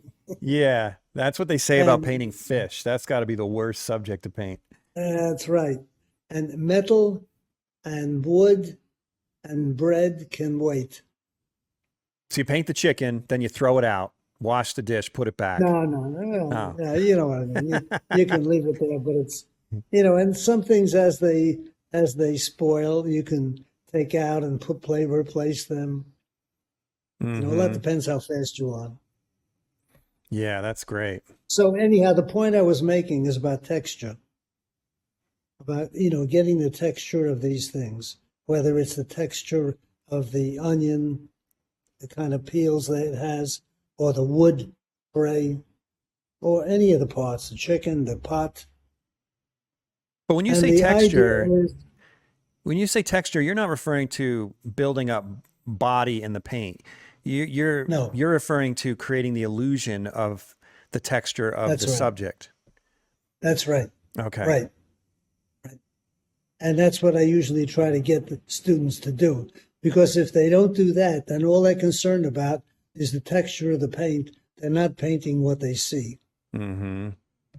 Sometimes it may work out that you have more texture. It depends what you're painting. Also depends on what your painting is like. I mean, Sorolla was a great painter. I love his stuff. he had he had some big brushes there that he used. Yeah, I don't know. He was a magician. Yeah. Crazy. Now my father, I think, was very influenced by him. Really? If you I could saw see that. I some remember of the it, hands. he's done some painting outdoors of like me sitting on a log with a friend, but Yeah. really right out there in the sun. Yeah, well, that's a little rough. Yeah, The but hands are. that hand and this fabric kind of feels like Yeah. Sorolla-esque to me. Oh, All right, let's pull back here. Let's get your paintings back here. see, Okay. there was another one that I wanted to show. The one I sent of my mother lying on a couch. Okay. It was along with the self-portrait my father did. Right. Let's get that.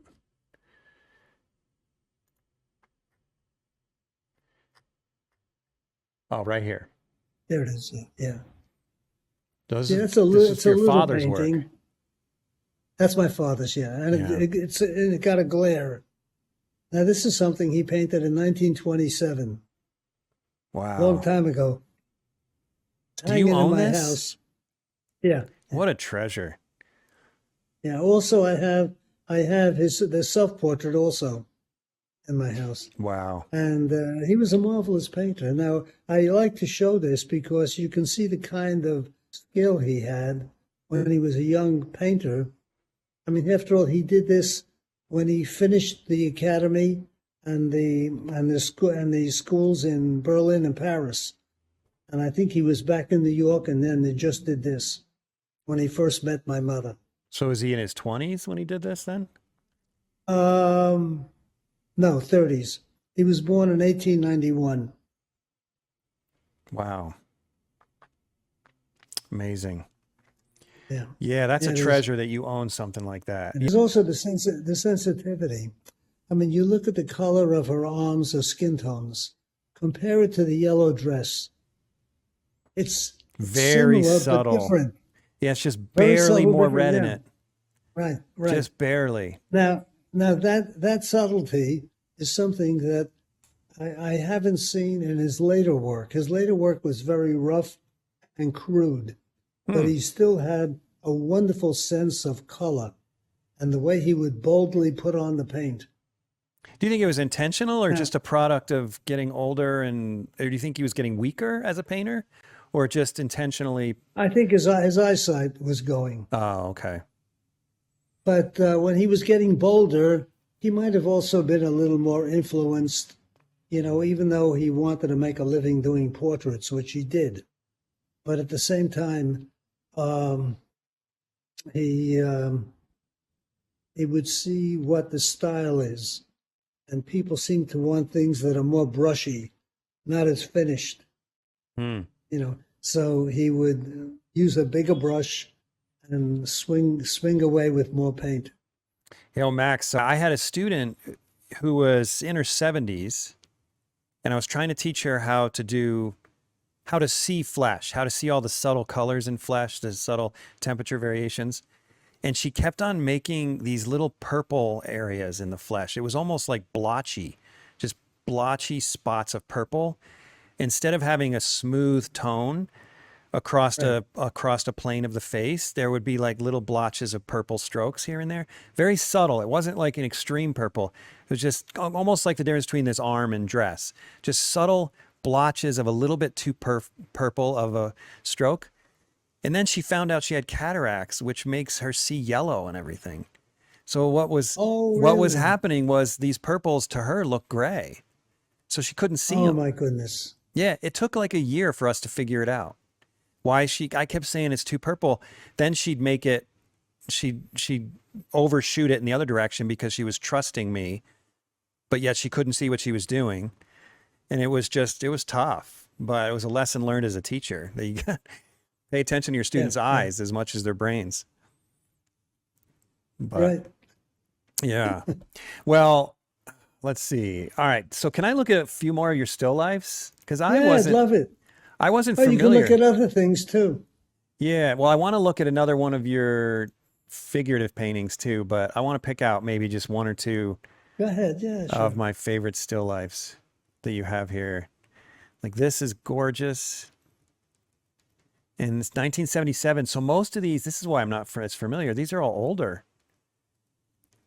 Well, these are things that I did largely around the time that I had that morning group Right. at Art and Design when Steve and Ricky were my students. Yeah, wow. Yeah, 1978. I was 4 years old. This is great. All right, so in your newer work, this is another painting that I've always loved that you did. And I wondered if you could just talk a little bit about what this one means, but also how you put it together, because it's really complex.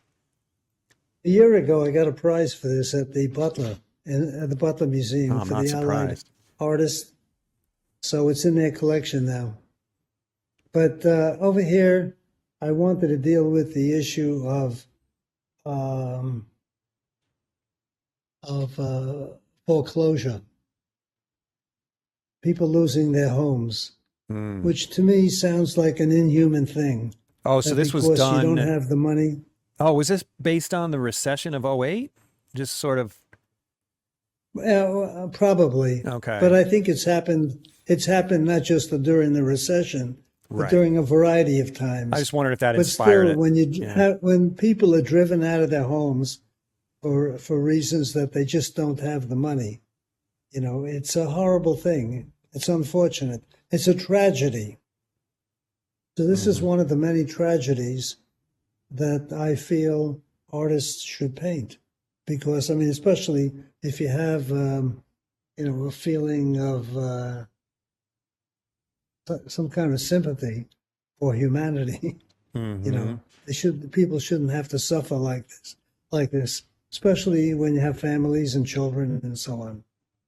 So in order to do this guy who's posing here was a student in that morning group, a contemporary of Steve's. And and he posed for me. He was around my studio at the time, so I asked him to pose. So I asked him to pose as if he might have a family and they just lost their home.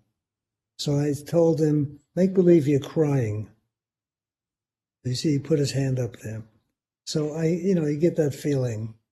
And I wanted him a certain type of look, like it could have been maybe some middle-aged guy from Long Island or someplace like that, and he has that look, and the little girl is my granddaughter. She is holding on to him, as if she's the little girl, the girl in the family, and she's looking for security. So she's holding her doll and also holding on to him. And the other people, you can see they're all suffering with anguish. Even the mother has that forlorn look, while her baby doesn't know anything. Baby's just nursing away. That woman was a model who happened to have had a baby at that time. So it came in handy. And then I put a lot of my furniture around, and I took photographs of it. I didn't bring the furniture into my studio, but I painted that, jumbled all over. So you just photograph it from all different angles and just collage it together? Yeah, I photographed it and then just freehand painted it in. I didn't, in this case, I didn't trace it like in an illustration. Yeah. Well, it's interesting that you chose to do a French easel right here. That's my French easel. Yeah, a little piece of yourself right there. Yeah, right. And then, the background is, some house could have been in a suburb. Over there's a roll of a carpet against the wall because, when people move, the stuff is out in the street.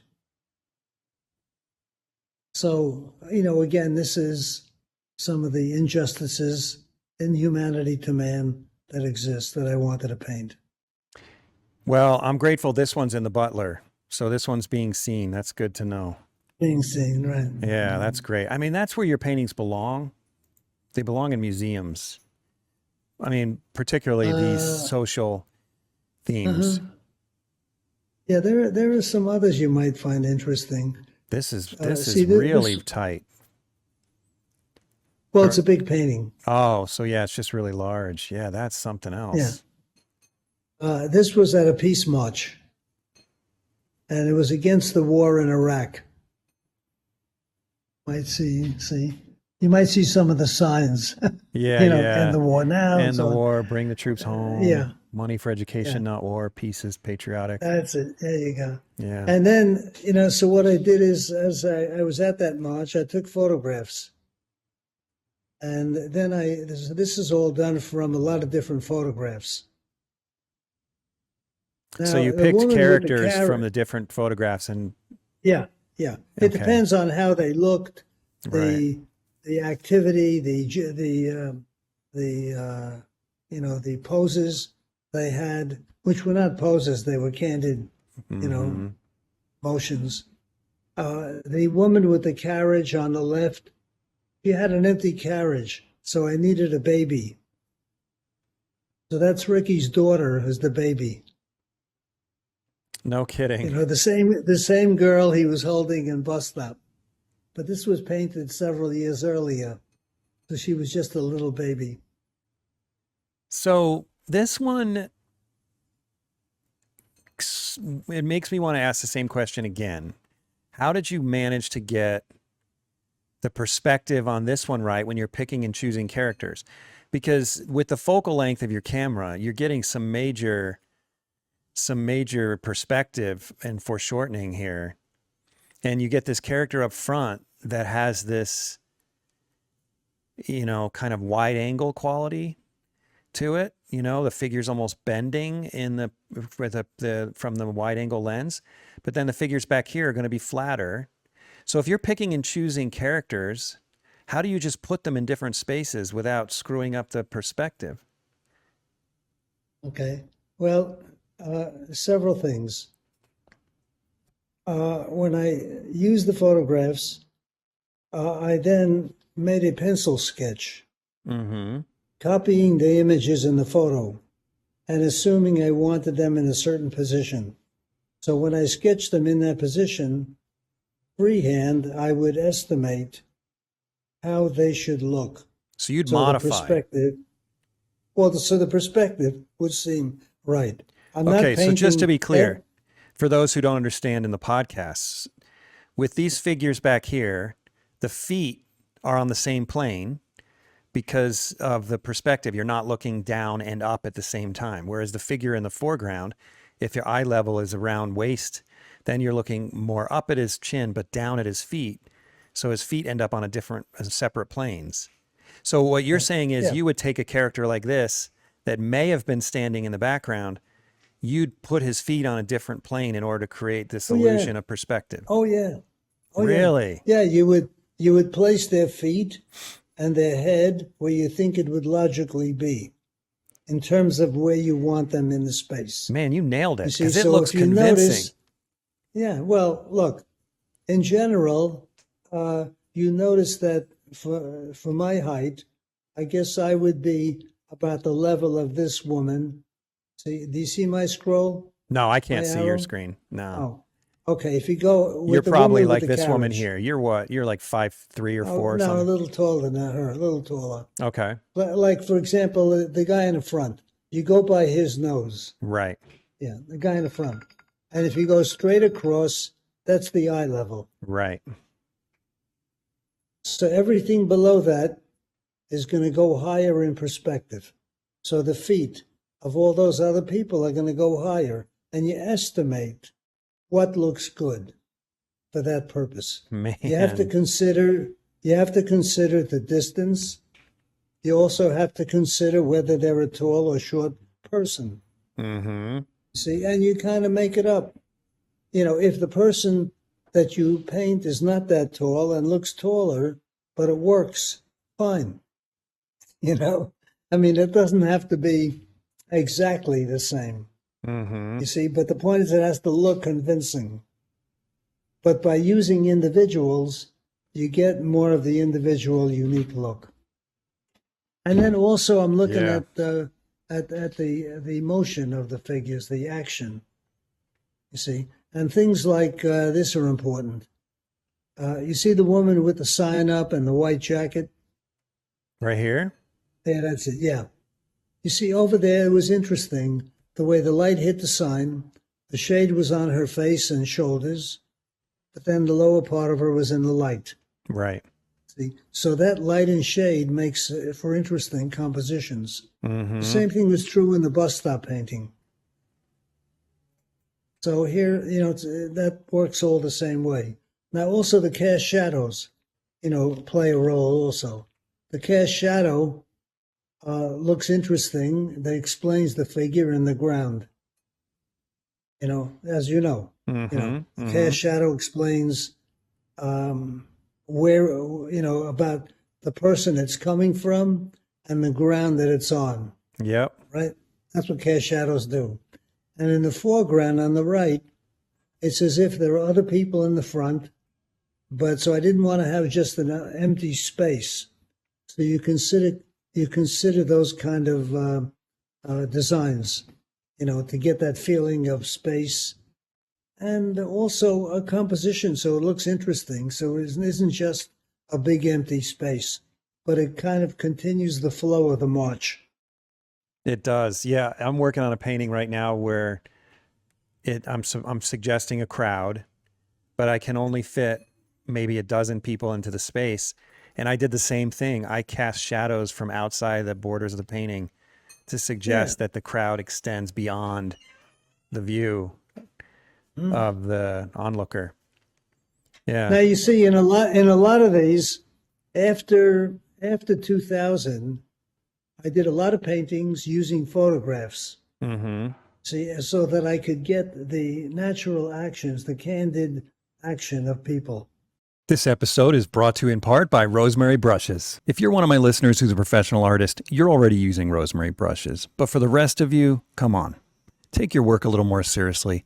Stop buying the other brands. It's just not worth it. Every now and then you may get lucky and buy a good brush from another brand, but use the brand that professionals like myself are using. Go to rosemaryandco.com, link in the description or the show notes, and get yourself some quality brushes before your next painting. Like also the fluttering of a flag or a banner. You see on Yeah, the some of these are so cool. There's on the upper left, there's a yellow banner. Mm-hmm. You see, so that's what, the photograph helps me with. Now, also, if you go to another painting, there's one of children, and you can capture children. It's, I think, in the next, well, even these basketball players. Yeah. You see, Yeah. there's the action of those men, and of course you think compositionally also. So, for example, there's the texture. We spoke about texture, Mm-hmm. how it looks on the people, the skin texture, the texture of the material. The texture is important. Yet you still have the texture of the ground and the wall, even though there's graffiti on it. But you still keep that feeling that it's a flat, two-dimensional design. Yeah, and someone wall. might ask, how do you make a guy look sweaty and his shirt looks so wet? You totally nailed that here by making it translucent. Well, you look at the photograph and you copy. You just copy paint what you see, not what you know. Yeah, that's exactly right. Right. It may not always be exactly, but you'll get the idea. Yeah. See, and to me, what is interesting is you get the characteristics of these guys. They aren't exactly, beautiful anatomical images, but they have a power and strength. Even sort of scrawny at times, some of the legs, Yeah. for example. Yeah. And that reality is beautiful, I feel. Oh, I agree. And That's truth. I don't think those are that scrawny of legs. I'm kind of insulted that they look better than my legs. Okay. How long? Oh, boy. You got to be careful what you I know, say. I'm teasing My you. God. I'm teasing you. Okay. Hey, listen, go to that image. This one. See the one on the upper left? Oh, I was those there. Kids? Yeah. This one? Yeah, over there, yeah. You see, this one here is a sandbox. Okay, now, of course, to do this, you can't stand there and paint. No. But then the kids are not going to pose. But you can get interesting images from the use of the photograph. In a way, that's what the illustration helped me with. To be able to paint the reality in every sense of New York, of the streets that I see. How important was it for you to spend years not working from photos, though? Do you think that affected the quality of your work? I was under the impression that painting from life was more pure. Yeah. And in a way it is. There are color variations and subtleties that you don't see in the photograph. Mm-hmm. There may be other things, too, in the image that changes and makes the painting more difficult. But then there are many, many situations you just can't get. Otherwise, it's not going to look that natural. Maybe some people do. But I want to get that reality. Now, you look at the kid in the front with the blonde hair. She's moving the sand around. Mm-hmm. You can never really figure out what the color is of that. But with the photograph, it helps you. Although I have to tell you that I've used black and white photographs and painted things in color, just like Norman Rockwell did. Yeah, that's really helpful. I've done the same. Especially in those illustrations. Yeah. I mean, black and white photographs and painted the color. And you were doing this. You were doing this at a time where photography wasn't all as good as it is today. We live in a time now where the cameras are so freaking good. Right. No, you're right. It wasn't as good, and that's why many people who did the paperback covers, paintings, use black and white photographs because the form was clearer. Mm-hmm. And then what they would do is make a dark print and a light print. So then in the dark print, they could see better details into the light area. And in the light prints, they could see better variations in the darker areas. Yeah. And now You know what what I mean? artists would In other do is they words, yeah. just turn the brightness contrast up and down. Yeah, but then there were Yeah. some people who were good artists, and they said, "Nah, I didn't bother with the dark and the light. I just went with the medium photograph Hmm. Hmm. print." And that was usually the best. And you see also here, you could see the way sand is. Look at the light in the sand and the Yeah. color of the It's sand in purple. the box and the sand on the sidewalk, the Mm-hmm. sand on the concrete ledge.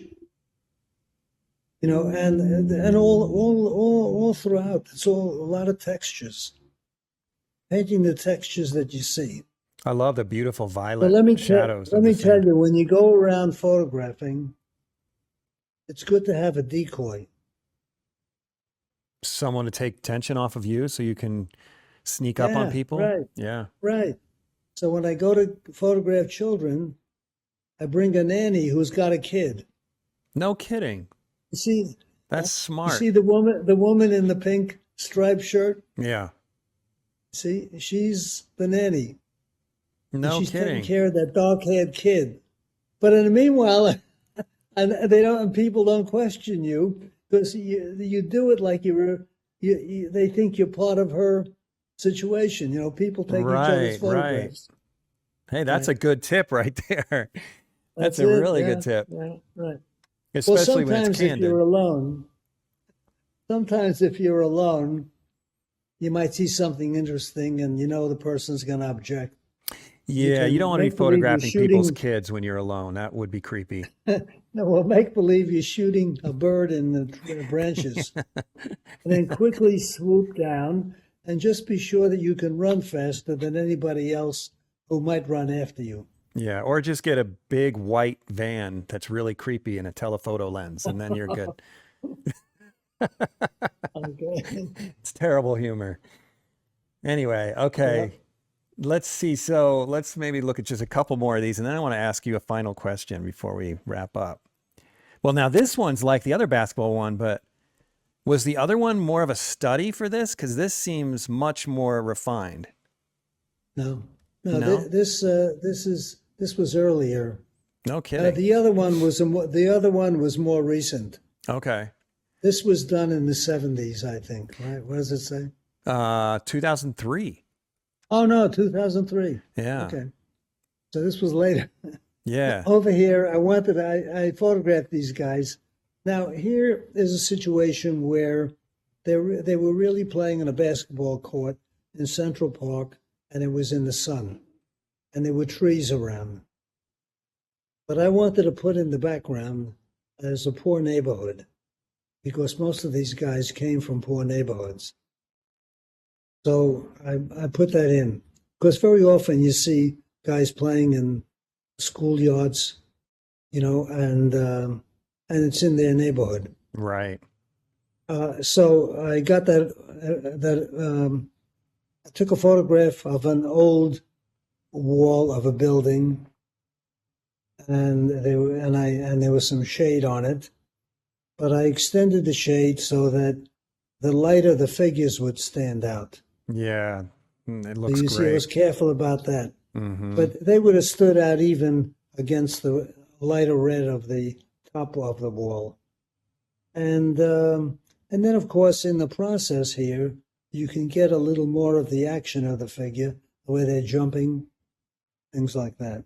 Yeah, this figure right here is so Yeah, beautifully yeah. painted.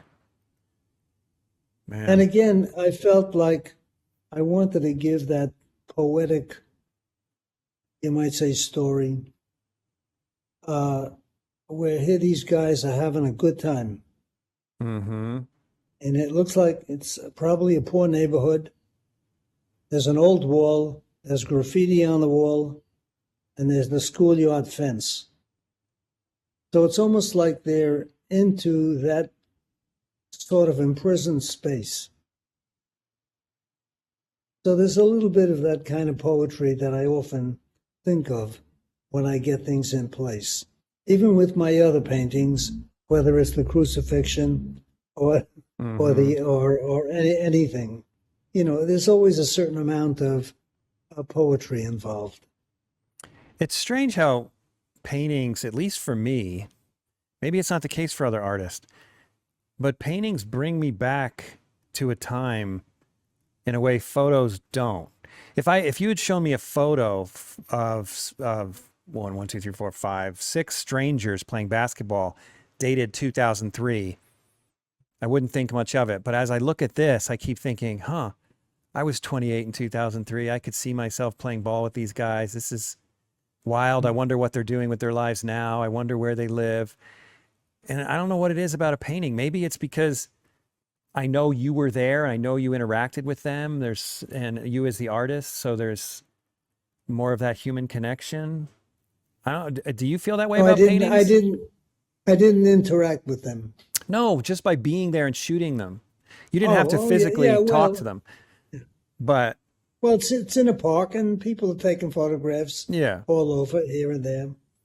Yeah. But there's another issue here. You see, I have the white guy in the picture. Yeah. Sort of like a token white guy, because most of the guys playing ball are black. Yeah. Yeah. And he's just standing there.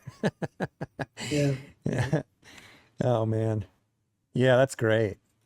All right. So I got one final question for you, Max. Well, first of all, before I ask you a final question. You can ask more. I enjoyed talking to you about it. Yeah, I would stay here all day if I didn't have to go fix my windshield. Oh, that's right. Yeah. Well, it's too dark now. In New York it is. You'll forget I'm in Utah, remember? Oh, that's right. Yeah. Well, hey, but I do have a little bit more time though. So if there's anything you haven't touched on that you'd like to talk about, I want to open that up to you. Is there something else that we haven't talked about that you'd like to talk about? Yeah, let me see now. Okay, keep going, go up, move up. Yeah. Can I just zoom in on this one real quick? I like this one. Sure. Yeah. So for those listening, while Max is thinking, it's maxginsburg.com that we're looking at right now, of all of his work, and he's prolific. So there's a ton of very complex work on here. My goodness. Yeah, this is a crazy painting, complex painting. This is a painting when the trade towers was bombed, and people started to sell flags all over. Wow. Now, on the one hand, I could understand the patriotism, but on the other hand, what kind of got to me was the commercialism of these situations, which happens very often in tragic situations. Yeah. But over here, it's the same thing as in the bus stop. You see people going here and there, going, through, and it's all that mix of many different kinds of people that make up New York. Mm-hmm. And again, I think it's a big thing in today's society where there is a problem where, people don't want immigrants, especially from countries where they have darker skins, Latin America and so on. Yeah, it's beautiful, beautifully painted. Absolutely. Okay, so here's a question. You see the hot dog? There's a hot dog stand here. Yeah, this one's great. See, that's another thing that, when I started to use the photograph, because I'm not going to stand out there painting a hot dog stand in the street. No, and he's not going to stand there like that either. Yeah, and I couldn't take the hot dog stand to my studio. No, if you paid him, like a model, I'm sure he would. But, I couldn't take it up to my studio. Mm-hmm. So you do the best you can. Yeah, I love this guy back here. I just want to mention that. He's like, what's going on over there? Yeah, right. Well, that's an interesting thing.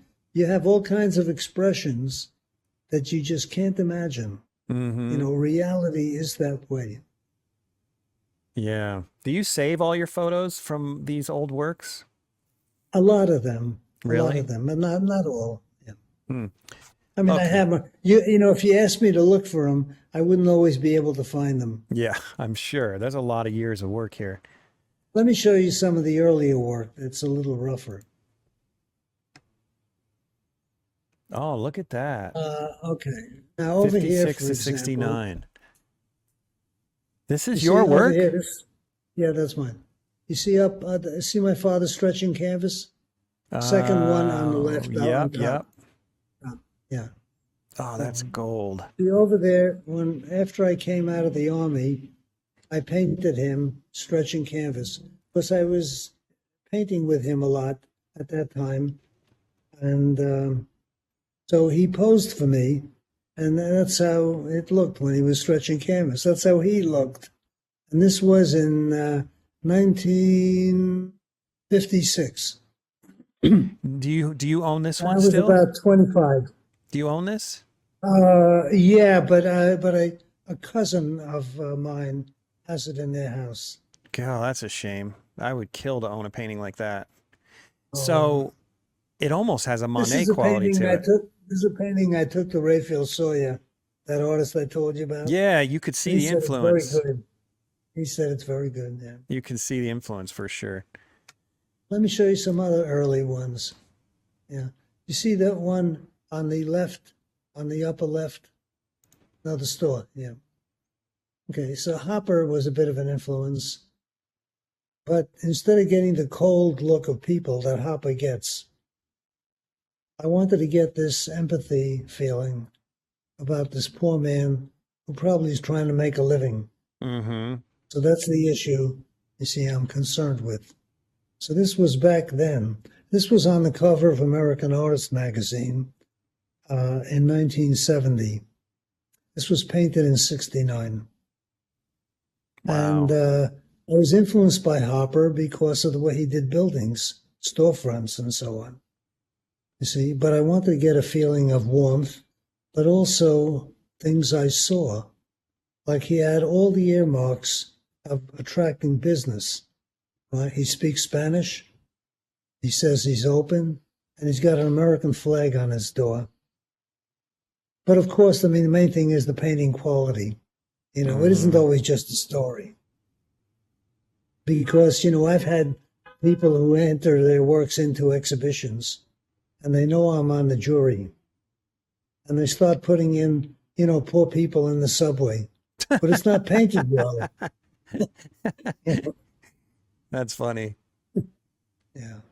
Yeah, But speaking I of want, textures, you yeah, nailed the textures of this old, worn out paint. yeah, old building, yeah.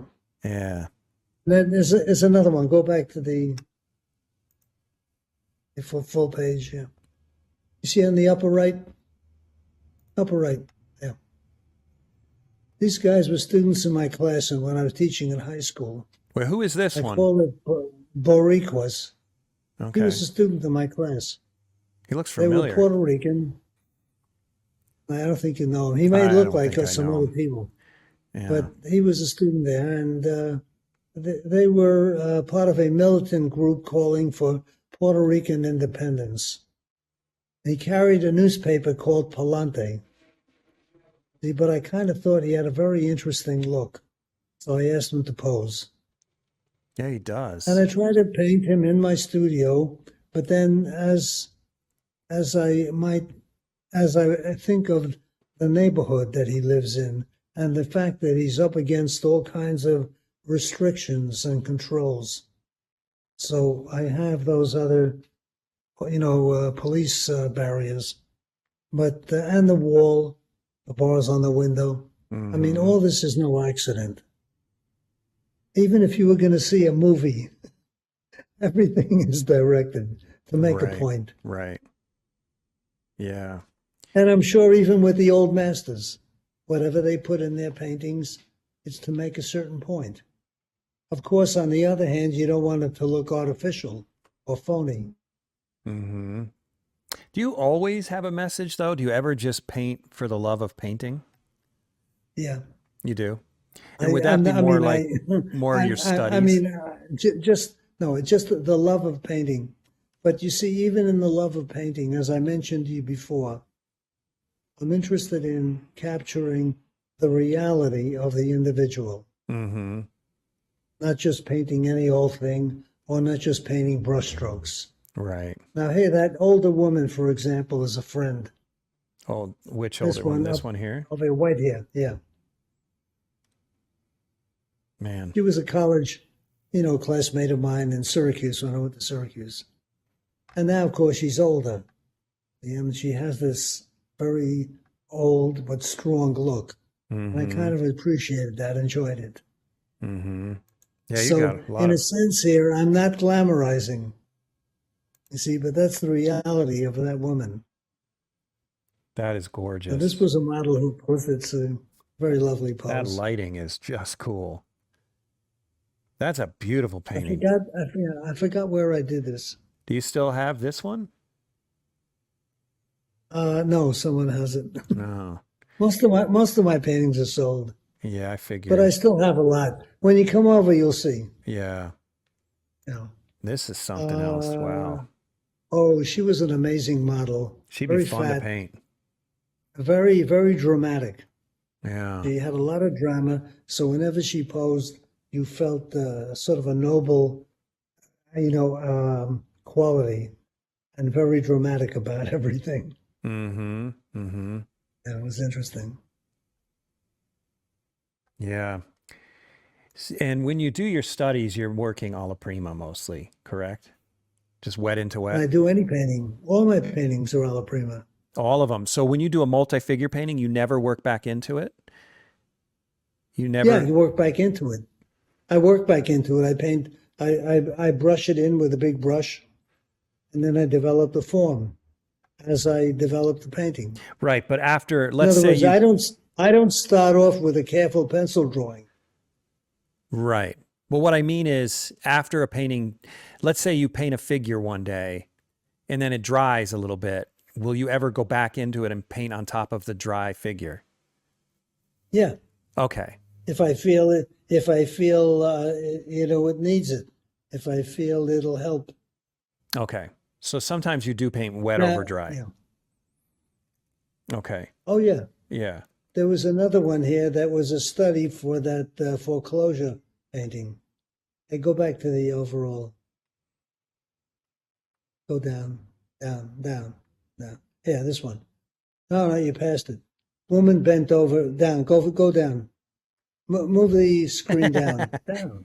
All right. All right. All right. Keep going. Oh, keep right going. here, Okay. right here. I see Over it. there. I see it. Yeah. And you see, this was a study for that foreclosure painting, where there was a woman with her hands in her hair.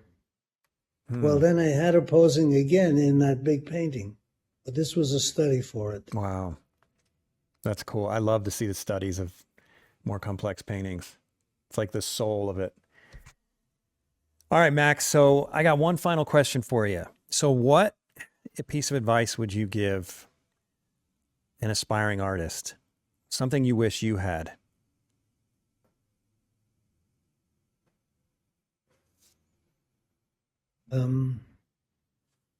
Well, sometimes I tell students, don't sell out. Marry somebody rich who can support your habit. Don't marry for love.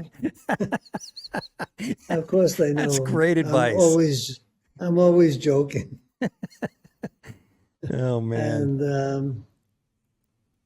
And almost always, instead of saying goodbye, I will say, watch your proportions. You know Eric Rhodes? I do. Not personally. No, but I know who he is. Okay. Yeah. One time he came over a few times, asked me for help on a portrait. Mm-hmm. So, and then recently, this realism live Yeah. thing that they had. I'm supposed to be doing that next month with him. Oh, Yeah. so they gave me this Life Achievement Award, That's amazing. which I guess it means you're getting old. Right? Yeah, No, it means you've done a lot of amazing things. Yeah. And so I wrote to him something, and I think it was an answer to some question, but I'm not sure. But I said, "Hi, Eric," and I said, "What's your proportions?" So he sends me back a letter. He says, "I just lost 40 pounds." Wow. That's impressive. I think it was a joke. Yeah. He was joking. He was joking. I thought he in was response. serious. I thought he took your joke seriously. No, it's the same dry humor. Yeah, I guess so. So, all right. I So, think Mary so. Maybe I'm Rich. wrong. Maybe you're right. Maybe Maybe so. you're right. Yeah. Who knows? We've hardly done any, all these paintings I wrote down here, you hardly went through any of them. We're gonna need to have you back, Max. You've got a long life, and we'll have to break this down into a couple episodes. I'm not kidding. It would be great to talk some more. Oh, come on. No, I'm serious. But it's been a huge honor to have you. Like I said at the beginning of the podcast, you are an inspiration to myself, and many artists have come after you. So it's an honor to have you on the show. Well, I want to Well tell worth you, it. you guys from Utah, I have been very, very impressed by. Isn't it I weird, felt the that- Utah community? What's I know, in the I know. water here, right? I don't know what it is. Yeah. Maybe it's something in the air, but so many of you are. I missed what you just said there, Max. So many of us are what?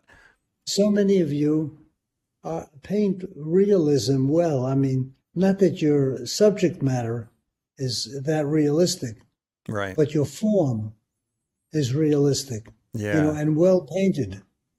Yeah. I have a theory about that, and I'll just tell you what it is briefly. Back in the 70s and earlier, we had a man named Alvin Gittins, who was a British artist that the University of Utah brought in to teach. And the University of Utah had this great realist department back when they didn't exist anywhere else. And they ended up, or Alvin Gittins ended up bringing up artists like Bill Whitaker, who's since passed, and Randall Lake and a few others. And then my generation was influenced by those people. So when realism in Utah was frowned, or when realism all over the country was frowned upon, we had this weird little thing going on back in the 60s and 70s, just kind of brewing. And I think that what we have now is a product of that. But that's just my theory. I don't know. But you never know. Yeah, I kind of thought that it might have had something to do with the Mormon religion, where Some you people say wanted that. work that was more realistic. Some people say that. And frankly, most of the really good ones are Mormon, not all of them. There's some that aren't. But I don't know if that's it. I don't know about that. I think I asked you the same question. Why are all the good artists Jewish in New York? I don't know. But who knows? There's plenty that are not No, good. they're not. I know. But of your generation, though, all the ones that I can think of, the ones you named are all Jewish. And, Well, those are the ones that I know. yeah. Yeah. Well, That's why. anyway, I don't think Well, it's a no, Mormon thing, but some people have said that we do have this culture of self-sufficiency, and some people have said that's why, but I don't think so. I don't know. Who knows? Who knows why things are the way they are? But anyway, it was a huge honor to have you on the show, and I'm going to It was, get you back. Terrific. I enjoyed the conversation. Me I too. really did, even though we didn't cover a lot of things that I thought we would. Well, we'll do it again for sure. Thanks Okay. again, Max. Thanks for tuning in to the Undraped Artist Podcast. If you enjoyed it, subscribe. And if you could, leave a comment or review. That really helps the channel. Please share the show with your friends, and if you're feeling generous, consider a monthly donation at theundrapedartist.com. Thanks again for watching. We'll see you next week.